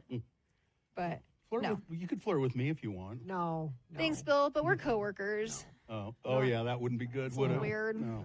It'd be a little weird. I was always told not to date my coworkers, and then I started dating my husband, who I was working with at the time at the haunted house.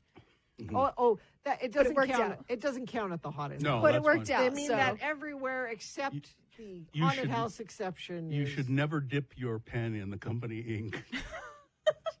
I had not heard that before, and I heard somebody on a television show say it a few days ago. Really? I've heard that before, and I always thought it was the worst metaphor to say. It is. I've heard it's don't. terrible. The worst one is don't fish off the company pier. I don't know. I think dipping in the company ink is worse. No, They're both what I'm pretty saying, bad. What I'm saying, dipping your pen in a company ink is descriptive. Yeah. Fishing off the company pier is not. It's like, huh? What do you mean? What am I? Huh? There's a lot of fish in the sea. You're fishing Maybe for a I don't- date. You're fishing I don't for a- know. It's more. It's more precise to say, don't dip your pen in the company ink. Just don't date your coworkers. How about that? But companies have policies against it. But I know many instances of people that went developing, around that. or there wasn't a policy and they had relationships at work. And It depends on if you're in a position of power. Like if you're equals, if you both do the same thing. well, where's the point of that? I mean, I want to date up, man. I want my CEO to be a hot woman who wants to date me. Bill just wants a sugar mama. That's right. what he wants. That's right. That would be nice. I'm glad I'm not dating. I don't think You I know know what? how to date anymore. You know what, Gina? The dating world is glad you're not dating Isn't it? anymore because you didn't do that much of it anyway. No, I didn't. I feel like it's changed so much I wouldn't even know how to date. I've never dated. Never. I don't. You just get married. Uh, I used to say that about my dad. He doesn't date. He Yeah. just gets married. no, I've only been married twice. Yeah, twice. Wait a minute. Yeah, twice. But And you met your first wife when you were very young, and then you've been married for another 20 some odd years. So yeah, well, but there was dating that went on in there too somewhere. a little bit. You want to be careful here? Well, it's way long time ago. It's water way under the bridge. Oh, okay. But I never dated. Like, would you like to go to dinner with Yeah. me on Friday night? You didn't do that? No, not too much. I think I did that like with one person in college, and that was it. Mhm. Otherwise, it was just hanging out. Yeah. We were just hanging And, out. and wait, now everybody left, and it's just me and you hanging out. Yeah. Is that how Yeah, it would basically, go? yeah, pretty Oh, much. everybody's gone now.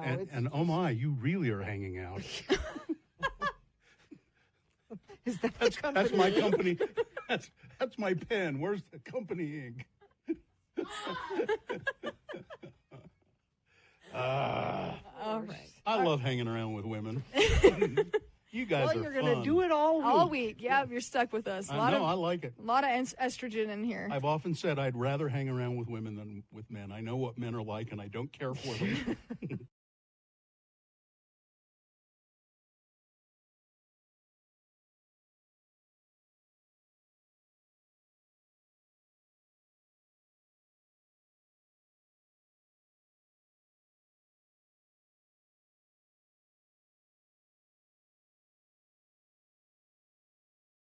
So the conversation the other morning was about Conway Twitty. Yes. Right. How he is my mortal enemy, Uh-huh. even in death. Our old friend, the Des Moines Ghost, used some AI. Put my face on Conway's. Oh, that's just not right. Yeah. That is not right. I can tell you've never been this far. It's animated. It's animated, yeah. Carrie Jackson, that if you didn't tell me that Here, let me your face was over it, it might have taken me a minute. start it up. You can see it at x96.com/live there. And as I taste your tender kisses, This is unholy. I can tell It is. Unholy. It is. you've never been this far before. It is. So he sent the tweet with somewhere on another Earth where Thor is an evil ruler and a Carrie Twitty exists. Carrie Twitty. To which I just replied to him, damn you to hell. Yes. That's unholy. Des Moines Ghost. You can delete it, but unfortunately, it's out there. forever. It's It's still the out internet. It is forever. My God. Hey, do one of me as Lou Reed, will you?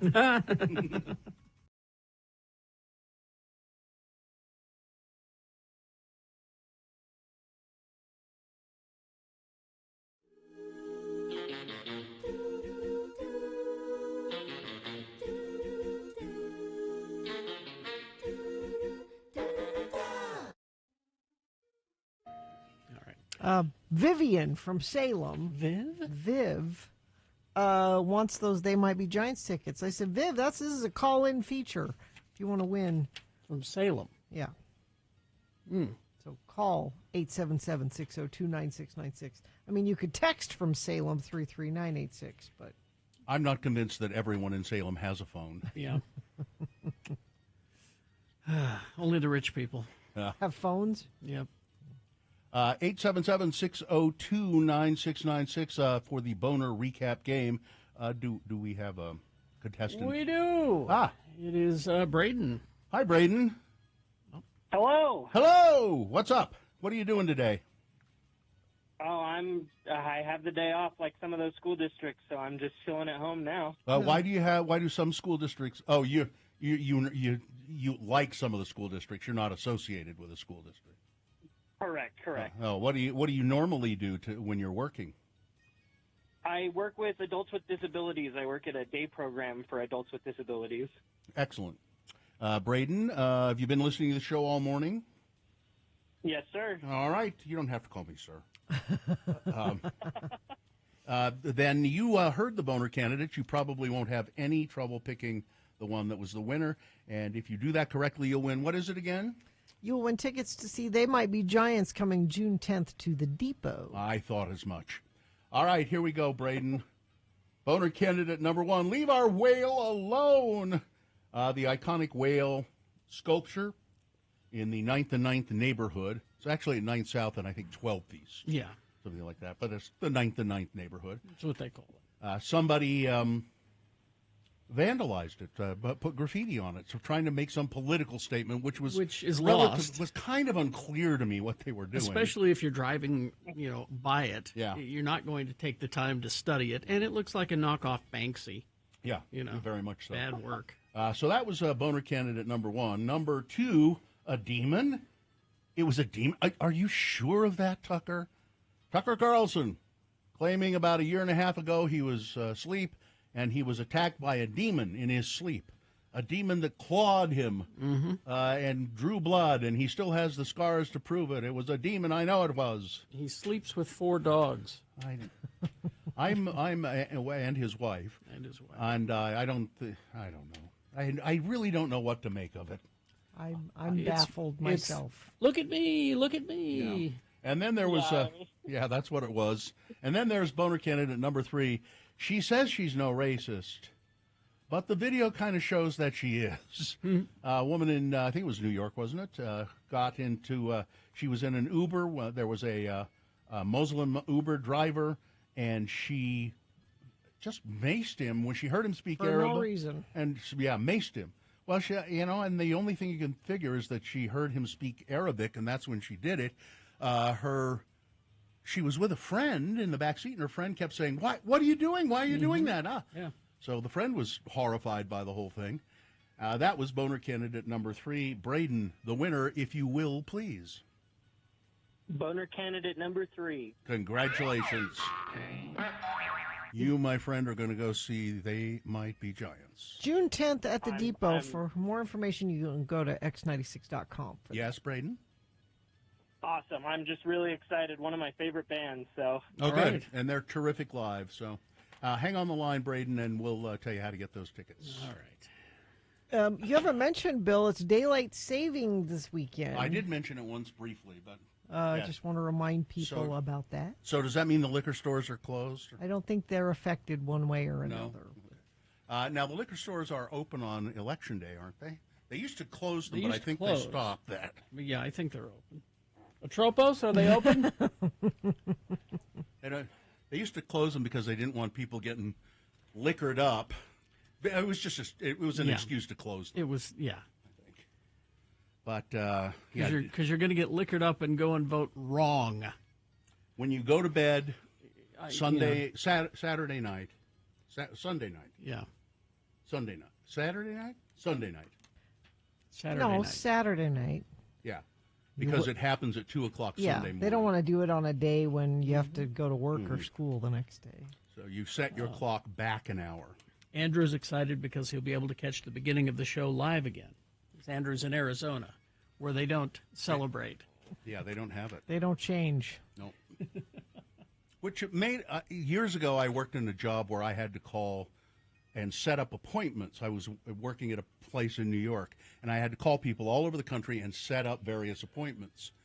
And when you had to call Arizona, and there was one other place, they weren't on daylight saving time, and it just always made it really difficult to get it right. Hard to do business. Yeah. They should just leave it. Set it just this time. Here, this time, let's do this. Mm-hmm. This time, Saturday night, when we go to bed and we set our clocks back an hour, then let's just leave it that way for the rest of our lives. It just is that the better one? It should never. Yeah, it's standard time. So we go back to standard time. Yeah, we're going back to standard time. Is that the preferred one you on think? Saturday night, I don't. Sunday morning? Just don't change it anymore. Just stop changing it. And I'm a traditionalist, so I say standard time. I don't want that saving time. You can't save time. Jim Croce told us that. Oh, here's a texter working the grave shift on fall daylight time change sucks. An extra hour on the shift. Do you get paid for that? You should. You better be. Oh, you don't get paid. It's the phantom hour. But you should still get paid. Of course you should. I remember I used to work midnight to 6. Yeah, so did I. And, we had to work the extra hour. When we used to have live DJs on the radio. Yeah. I was a live board up when I was working that shift. Played records all night. So, Anyway. Get a little extra sleep, though. I will need it. Thank you. Let's take a break. We'll be back after these messages with some big boy news and a Pinuendo. Stand by for that. BigOTires.com. You were just there, Bill. I was. Did you get a good whiff of tires like you like? I did. Second East and South Temple. That's where I was getting a flat repair. But they were fairly busy, and I just walked in. And they said, "Yeah, you're going to wait for the car? You're going to come back?" And I said, "I'd like to wait, please, because it's the only car I have." And so they fixed it in short order. It was great. Big O Tires, the team you trust. Get to know your Big O Tire store. Go to their website. Find one near you. There's bound to be one. Mm-hmm. Right now they're having a fall into savings sale. $120 bucks off of select sets of Nexen, Nitto, Toyo, or Hankook tires. And Big O knows that tires can be an unexpected expense. They do all kinds of service work as well, and that can be expensive. So they have no credit needed financing to fit any budget at Big O Tires. BigOTires.com. Go there, make an appointment online, or you can just walk in. Big O, the team you trust. Need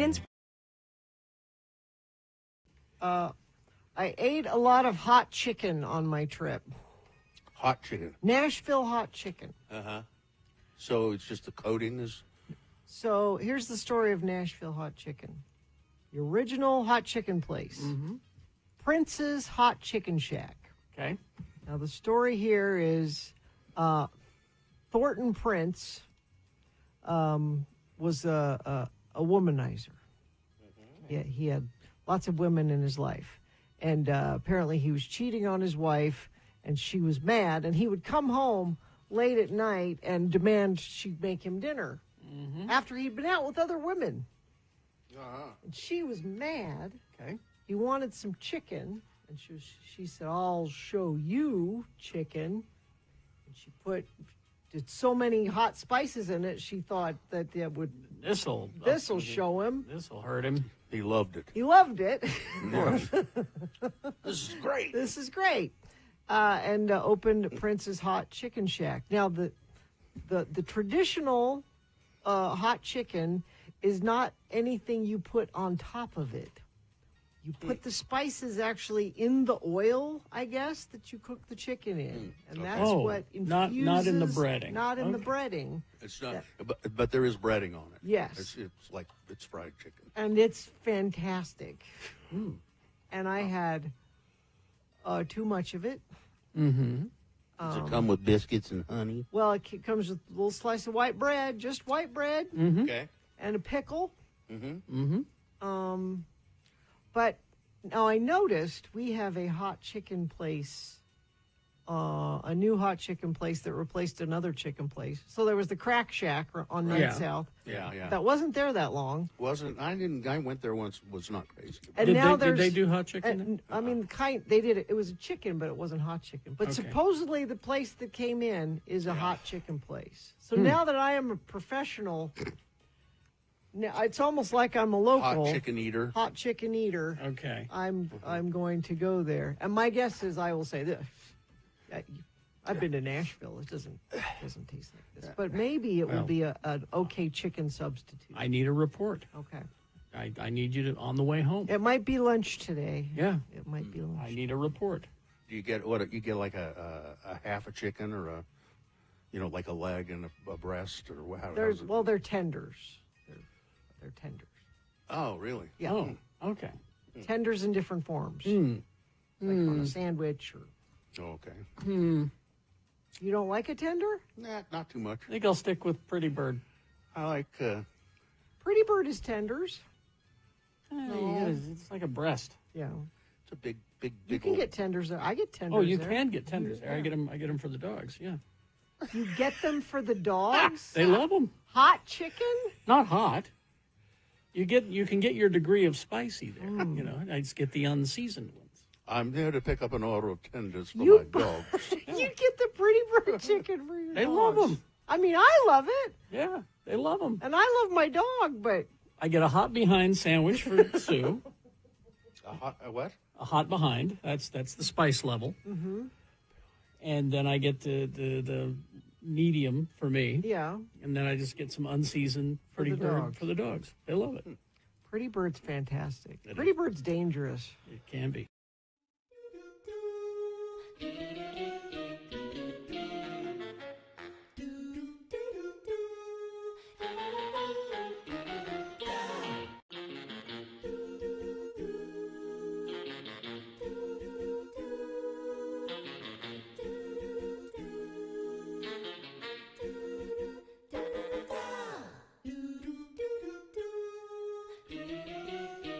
All right, 9:20, and it is time for some big boy news and opinioendo brought to you by Make the music better for you by taking the Utah Music Survey on X96.com. By participating, you'll be eligible to win $1,000. People with worse taste in music than you are taking the survey, so you should take it.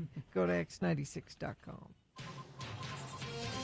Well, Young Thug, who I don't know, just really changed his name, was sentenced to time served. Time served. As he's been in jail for a while. As part of a sweeping case that originally included dozens of defendants. The rapper, whose given name is Jeffrey Williams, was released Thursday after more than 900 days in custody, according to jail records. He'll have to serve 15 years on probation as part of the non-negotiated plea agreement. Williams entered a non-negotiated guilty plea deal related to several charges, including firearms possession, participation in a criminal street gang activity. He pleaded no contest to racketeering and leading a criminal street gang. The case marked the longest in Georgia history. In 2022, Williams was charged alongside more than 24 others under Georgia's Racketeering Influenced and Corrupt Organizations Act, RICO. Prosecutors accused him of leading a criminal street gang that committed murder and a slew of violent crimes in Atlanta dating back a decade. Now, he's denied that he was head of the criminal enterprise. They argued that YSL, the acronym for the artist label, Young Stoner Life Records, also stood for Young Slime Life, an Atlanta-based criminal street gang affiliated with National Bloods Gang.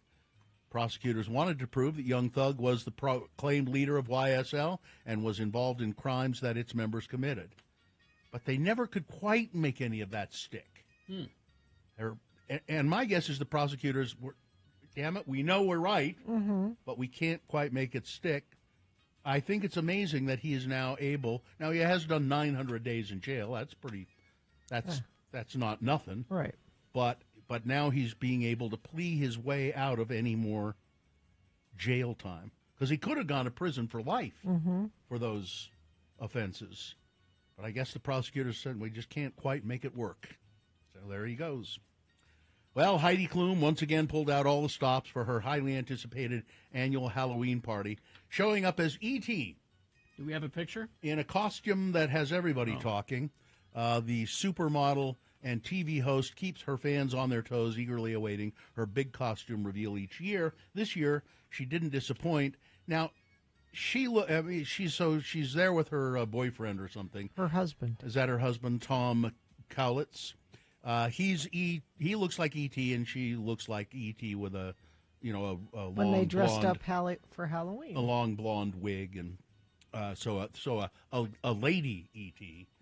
But to me, these costumes, they look so much like E.T.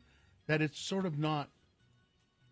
It doesn't seem too good. It's really good. It doesn't seem to be creative. And the headpiece, where her head is. Oh, if you go to x96.com/live, is the neck. If if you look at her neck, you can see her eyes there. Look at E.T.'s neck, and you can see her eyes and mouth there. The picture I have, I can see. So she's got an E.T. head on top of her head. Yeah. It just sort of seems like it's just they spend a lot of money, but it's not very creative. You know what I mean?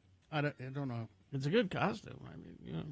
And the one that her husband is in, he looks like E.T. E.T.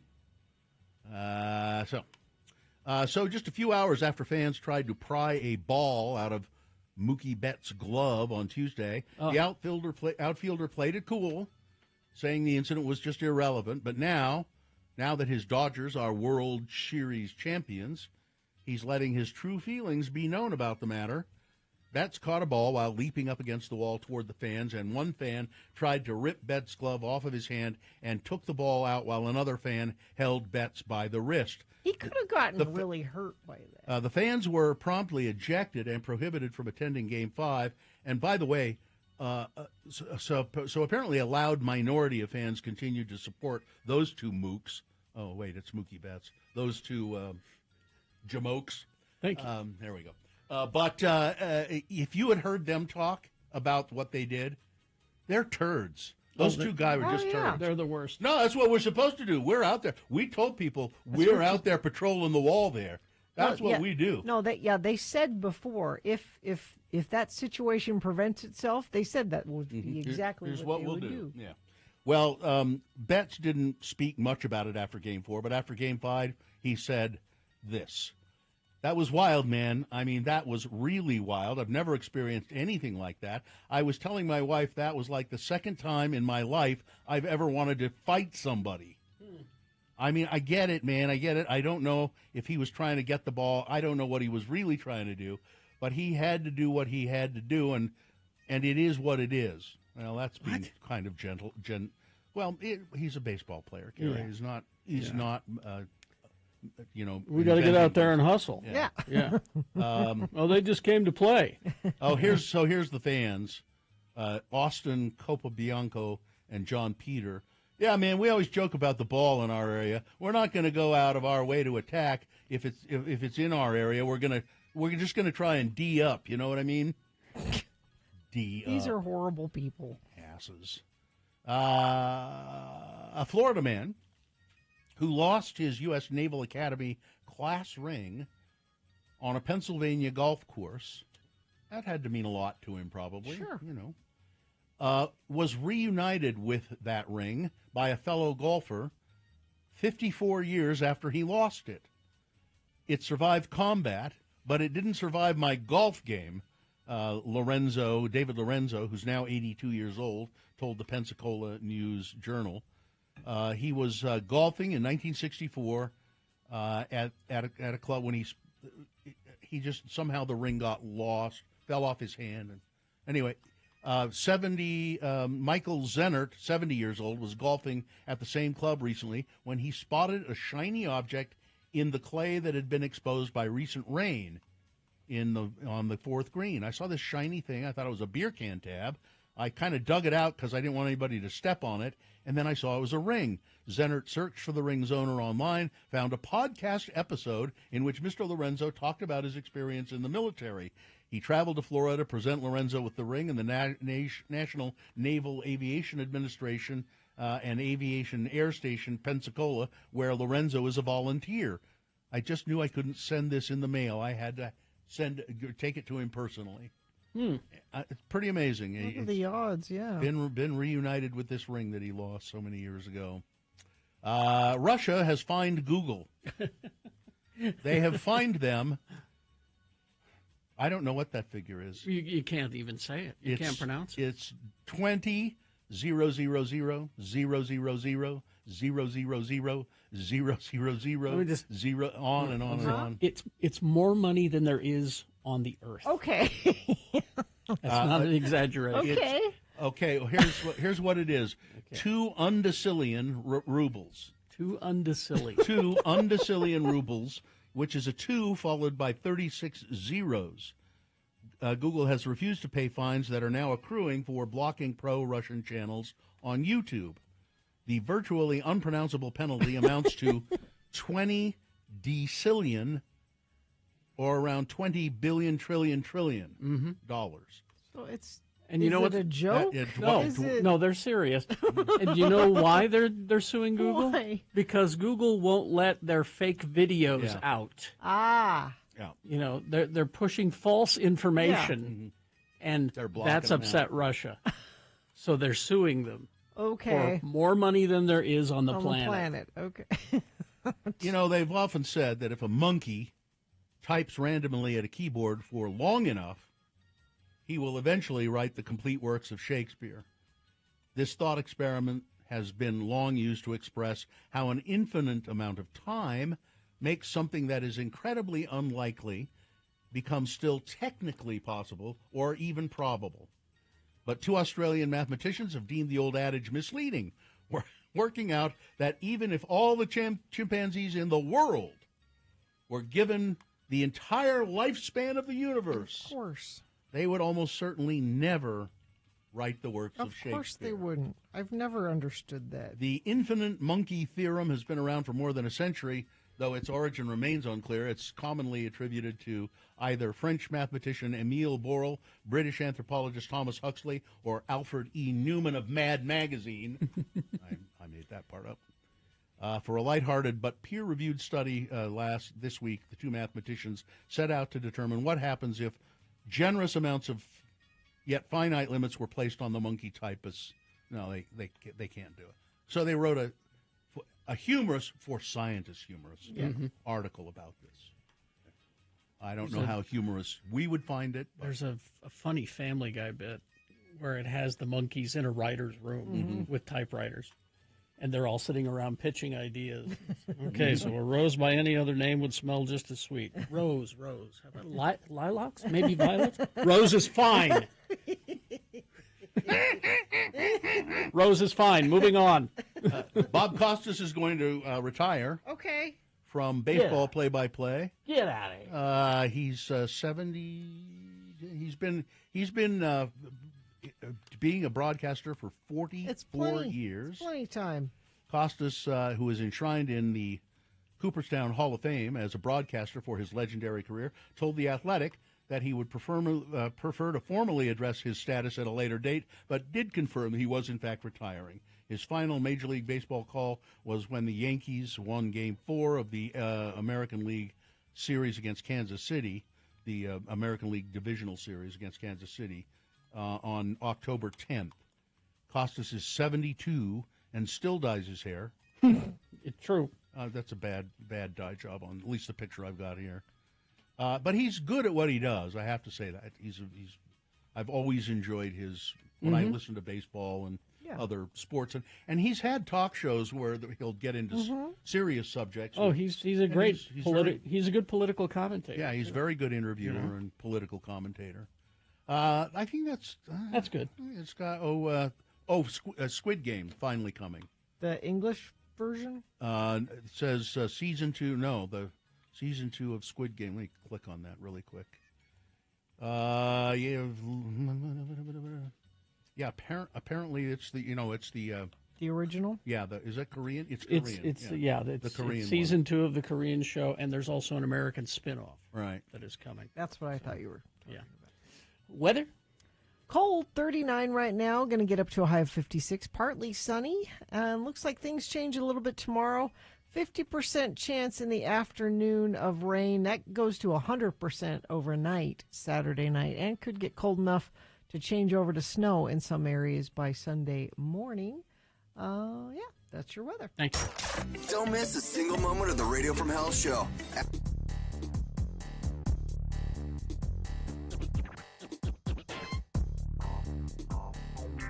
Okay, here's a quiz. Okay. A quiz, all right. A quiz. Who said it? Elon Musk or Mr. Burns from The Simpsons? Okay. Deranged millionaires. I got 67%. Or billionaires. Yeah. All right. Here's. Okay. I'll read you the phrase and you guys guess. Okay. Oppression and harassment are a small price to pay to live in the land of the free. That sounds like Elon Musk. Oppression and spread in the land of the free. I think it's Mr. Burns. It is Mr. Burns. Oh, okay. Okay. The politicians and unelected bureaucrats who stole our liberties should be tarred, feathered, and thrown out of town. That's Elon Musk. They're tarred, feathered, and thrown out of town. It's Mr. Burns. Musk. I'm not the thief. The government is. Every year you make hardworking Joes like my reporter friend here pay income taxes. Musk. Burns. We're just back and forth. Yeah. If there was a way that I could not eat so I could work more, I would not eat. Musk. Yeah, Musk. You're both correct. Musk. Yeah. I should be able to run over as many kids as I want. Well, that's Burns, right? Yeah. Burns, correct. Okay. I should be able to run over as many children as I want. I said Musk because of his cars. But Smithers. There will be no Mars if we let them take our freedom away. Well, that's Musk. Yeah. Since the beginning of time, man has yearned to destroy the sun. That's Burns. Yes, Burns. Burns, correct.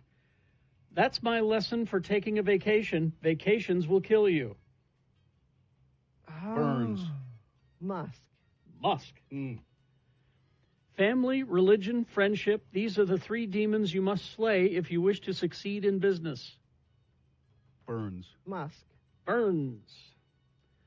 I would tell those people they will get to see their families a lot when we go bankrupt. Musk. Burns.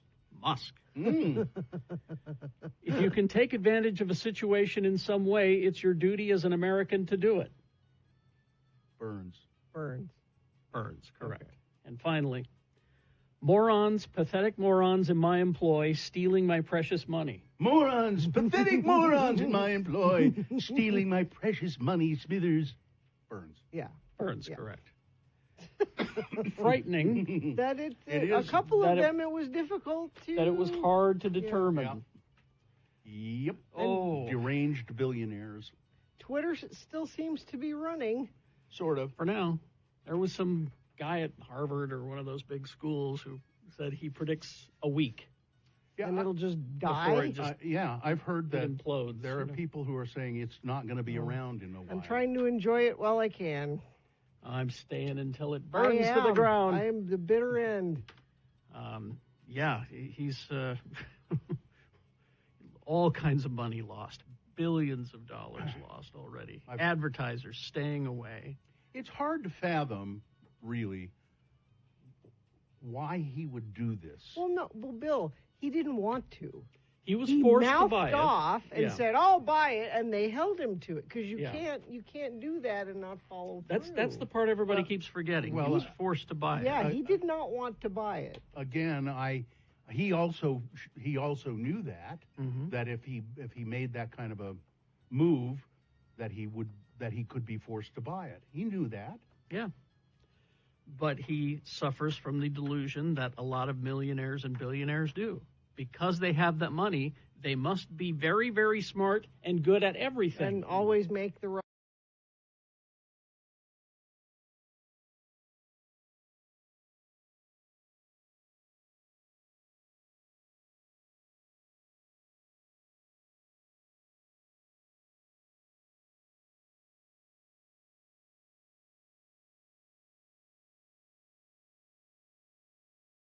Somebody's got to work. So we're talking about. So you were here a year ago to talk about that giveaway. Was a free furnace. Was it a furnace? Yeah, including installation. You want to do something like that again, or exactly that again? Yeah, exactly that again. Your listeners have been so awesome for us throughout the year that we just want to give back. So my thought of somebody going through the holidays or through this cold time of year without heat is just not good. I don't feel right about it, and I just would like to have to be able to help somebody that needs it. Now, the people you helped last year, we have a video of that, and it is pretty amazing because it was a grandma with living with grandkids that had no heat in their house. They had no heat at all. They had one big fireplace that was in the corner, and they had to section it off because they had young kids. And like a wood-burning stove, and they were so cold they would go up to it and could possibly burn themselves. Yeah. Oh, that video's on our Facebook page. Yeah, the Radio from Hell Facebook page. Now, a lot of this comes from, because you're nice people, but I remember you talking about your grandmother, right? It was my mom. Oh, it was your mom. But we call it Grandma Jana because as much as my mom was a great mom, she was an even better grandma. And, she was always there for all of the grandkids. And that's kind of where she was always generous. But when we were growing up, she was a single mom and she didn't have as much to give. But as she had the grandkids, she would save and skimp and do everything she could just to save up all year to make sure they had a great Christmas. Or, if one of her friends needed something, she would do whatever she could, even if she didn't have a lot, to help them out. So you've named this after her. We named it after her in her honor because she had such a generous spirit, and it inspired us to want to, continue her legacy in a way. So to give back, yeah. So it's the Grandma Jana giveaway. I like it, Grandma Jana. Grandma Jana, yeah, that's a good ring. Easy it is. The Grandma Jana giveaway from Larson HVAC and Plumbing. If you go to the website larsonhvac.com/X96, there are all the details. But why don't you go through the details of what people do? Yeah, so we would just want the great community that we have out there. If anybody knows anybody that doesn't have any heat, you go to larsonhvac.com/X96, and there'll be a nomination page there. You just enter their information, And we will just tell all us through why. the year. Tell us why you feel like they're tell us what's worthy. going on and Yeah. how we can help them. And then through the year or month of November, we'll tally and get all those together. And then 1st December, we'll make a choice and a decision and go out there and help that family. Must be kind of hard to make the decision. It really is. It was. It was a very clear winner last year, though. The couple had a lot of really hard times. They had a couple of kids that passed away in the same year, and it was one of the most amazing things that I personally have ever done. And they will get a free furnace and Whatever it needs, we'll just take care of them. Make sure they have hot water. Make sure they have heat. Make sure that they have what they need through the year. So if you're out there listening and thinking, I have heat, I have these things, but I want to use the services of a great local company, family-owned company that does nice things for other people, you should have Larson HVAC come out to your house. Yeah, Larson. The Larsons have been friends of the program before we even knew they existed. A long time ago. And then they came to us and said, our business is going well, but we'd like to get with you guys and jump on it and make it even better. And hope that's been working out, I think. Very much so. so. The X96 listeners are great, and they've definitely we've been happy to help them out. We get a call and they're like, you know what, I heard of this on X96 and I trust you guys, and so we appreciate that so much. And I saw one of your trucks driving around town. Yeah, we've got a few of them now. So, yeah. What's the VIP program, really quick, Sean? The VIP program is a yearly program that takes care of all of your maintenance on all your major appliances for that year. So we do a tune-up in the spring for your AC, a tune-up in the fall for your furnace, and then we also flush and do the maintenance on your water heater, all which are necessary per the manufacturer each year. Plus, you get a whole bunch of extras. You get 10% off. You get no upcharges on weekends or holidays.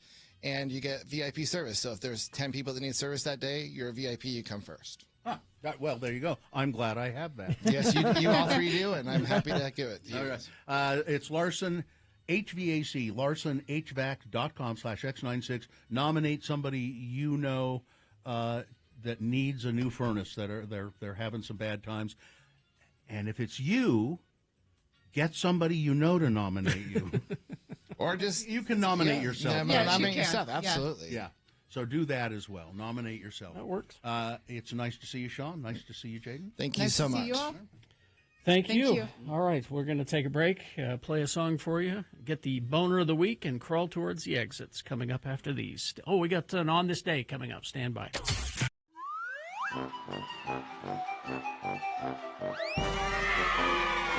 I noticed that I was at the Disney parks when I went down.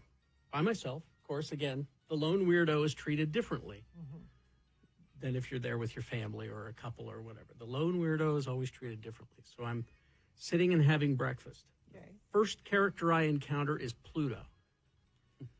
Pluto is the first one, which was interesting because he comes up to me.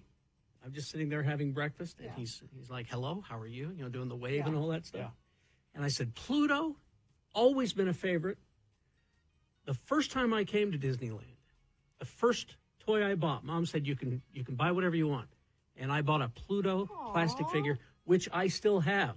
And he started doing this. Oh, the heart. Thank so, you. and he comes in for a hug, and I was a little hesitant at first, but okay, fine.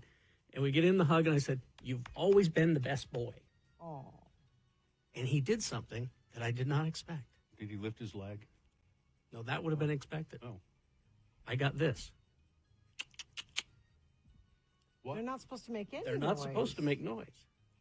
What did that noise mean to you? I don't know. But it was a noise, which you don't get with the characters. No. They're not supposed to speak. But he came in for the hug, did the hug. I said, you were always the bestest boy. And he went, That's interesting.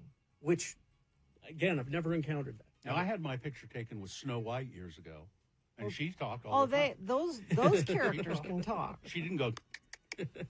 Oh, they can talk? Yeah, the princesses can talk. So I thought that was interesting. Let's see. And then... What was the most unusual character you encountered? Most unusual? You know, that you think, oh, that's interesting that you don't see that character very much. Well, let me go to Avengers Campus then. And here's the thing. Star Wars Land, man, it's amazing the detail that they went into there. Oh, a Star Wars nerd is losing their mind. A Star Wars nerd could be there in that area the whole day. And there's stuff everywhere. There's details everywhere. The opposite is true of Avengers Campus. It looks like it was just thrown up overnight. Which is surprising. Why? Which is unfortunate because there's a lot you can do. Yeah. But I don't know why. But boy, they just threw that one up real quick. But the characters at Avengers Campus, they kind of keep them away from you. There was Iron Man showed up, and you could go and get your picture taken with him. I was too late because he's got to go, kids. Gotta go, walked away. So he can talk. He was. They had a program somehow. It was like because it was a voice actor who was trying to sound like Robert Downey Jr. So that was interesting, but very much at a distance. He didn't go walking through the crowd. And then the rest of the Avengers, they're up on top of the Avengers Campus school thing. So you can't even get close. They're standing up there, waving, and they'd occasionally do a little show every now and then. But there were only two characters that wandered freely, and I thought it was so cool.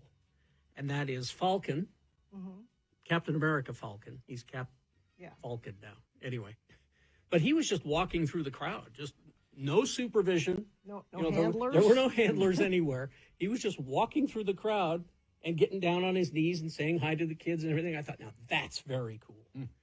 And then there was a show, the Dora Milaje, where they come out and they do this, warrior twirling their sticks dance thing. Well, it's like a dance, but they were calling it training. Yeah, choreographed. Now, the entire time, Black Panther was up on that, up there where the up top, supervising, not saying a word, but just standing up there, posing very proudly, But you couldn't get your picture taken with Black Panther. Not at that time. I mean, he might have been available at some other time. Well, he's on a tight schedule. But I just thought it was interesting that they just didn't have the characters just walking around as much as I thought they could. You could always see them. Oh, look, there's Captain Marvel. She's up there, What's there to do there other than look at characters? There's a really cool ride. There's the Spider-Man ride. And it's like, have you been on Toy Story Mania, the Target game? Yeah. It's 3D, and you shoot at targets. Oh. But with Toy Story Mania, they have the little gun that you operate. But with the Spider-Man, you flip your wrists out, like you're shooting a web. It's such a great effect. Oh, so you're not holding anything. You're not holding anything.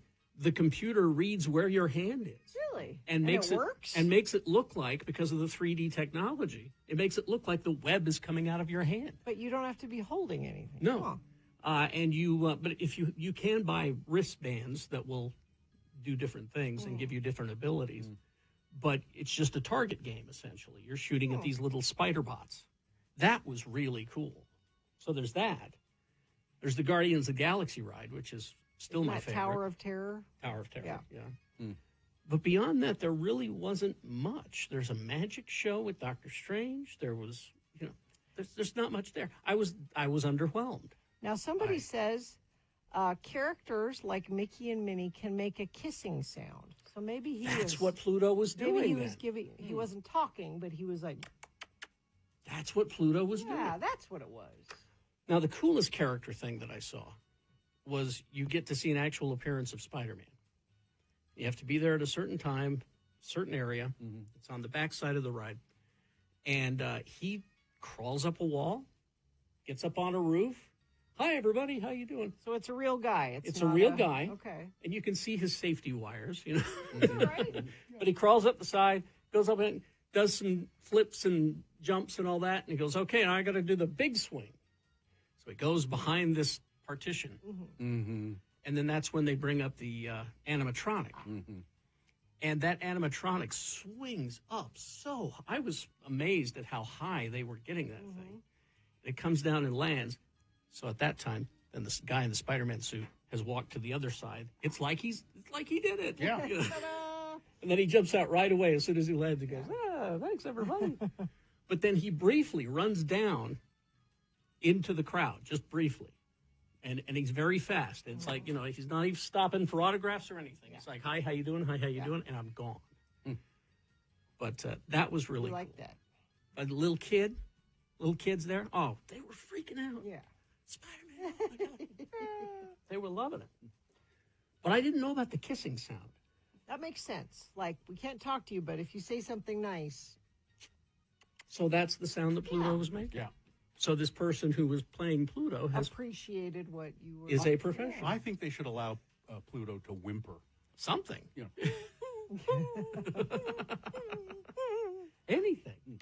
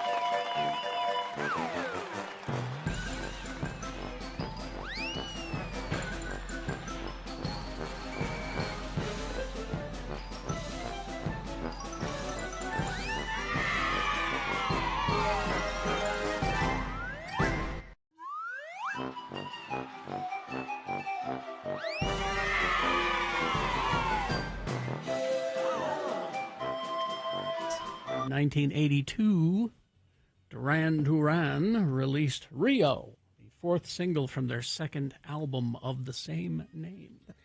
And don't be like the members of Duran Duran. Do not wear silk suits while yachting. Not a good idea. Not a good idea. No. I was in Taylorsville yesterday and went to. You were busy yesterday. Oh, my You were- God. I don't even. Yeah, it was horrible. It was horrible how busy I was. And at any rate, was in Taylorsville and went to Penny Ann's Cafe, which I guess. So I remember Penny Ann's Cafe just being this little place here out on was it Main Street, I think, in that that apartment, condo tower, and Yeah. and I think that one's still there. But I guess somebody bought them out, and now there's 2 or 3 or 4 of them. Anyway, we needed a place to go eat, and because we were in Taylorsville and hungry, and the appointment was delayed and not. So we go to Penny Ann's, and it is really distinctive, the differences of people in Taylorsville as opposed to if you're hanging around in Salt Lake, or it's just there are different people that live out there. It's interesting to see. And really, I enjoyed being there a lot. And then I remember Ed Brass saying he loves Taylorsville. That's where he lives. I know. I think Ed could live elsewhere. He loves living in Taylorsville, and I can see why. I just enjoyed myself immensely at Penny Ann's. All the wait staff there, God, they were so Did you have nice. a piece of pie? Did not. Oh, they're known for their pie. Not. No. Not so much anymore. That's not. They're known for their pancakes. They're heavenly pancakes. And I had a pancake, and it was heavenly. But, Boner of the week? Oh, is that what we're going to do? This time, yes. Oh, okay. Bill got distracted by food. And Taylorsville. It makes me want to spend more time in Taylorsville. Let's see. Dave is here, the flower guy. Hi, David. How are you? Hello. You Fine. good? You doing okay? I'm doing fine. Okay, you're sure?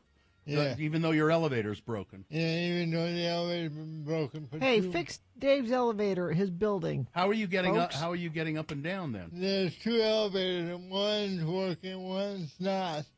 But we have so many people. Oh, yeah. that sometimes it takes me a half an hour. That's Well, ridiculous. I think they should. You live on the 4th floor. I think they should just build you a ramp from your window, and you just drive your scooter down to the street. That'd be good, wouldn't it? All right, Dave, are you ready to do Boner of the Week? Yep. Okay, and then if you see Dave around downtown, buy some flowers from him, okay? The Boner candidate winner from Monday, who's that jackwad? That was Tim Wall's comment about seeing the alleged comedian, what's his name, Hinchcliffe, making his comments about Puerto Rico being a floating garbage island. And when Tim Walls saw that, he just said, who's that jackwad? Boner candidate number 2 from Tuesday. I hope your beeper doesn't go off. That's commentator Ryan Gerdusky. hoping one of the other guests on a segment he was doing on CNN died by a Hezbollah exploding beeper. Yeah. And the other guy that he was talking with said, Did you say I should be killed on live TV here? Mehdi Hassan. Yeah. He's, Mr. Gerdusky was escorted off the program in the commercial break. Boner candidate number 3 from Wednesday. We thought it meant she's a crybaby. And really when I found out I won't go into it, but the details of what this billboard really, because it didn't all completely click in my mind. I knew it was bad, but it's Kamala Harris on her knees, and then the billboard said, well, she can't talk to you now. She's waiting for a baby shower. And the billboard company saying, we didn't know. We didn't realize. Boner candidate number 4 from Thursday. The cops cooked him, literally cooked him. Phoenix police holding a suspect, a perpetrator who was not charged with any crime in the long run, holding him down on the hot pavement, 114 degrees, for so long that it gave him third-degree burns, literally burned the skin off of parts of his body.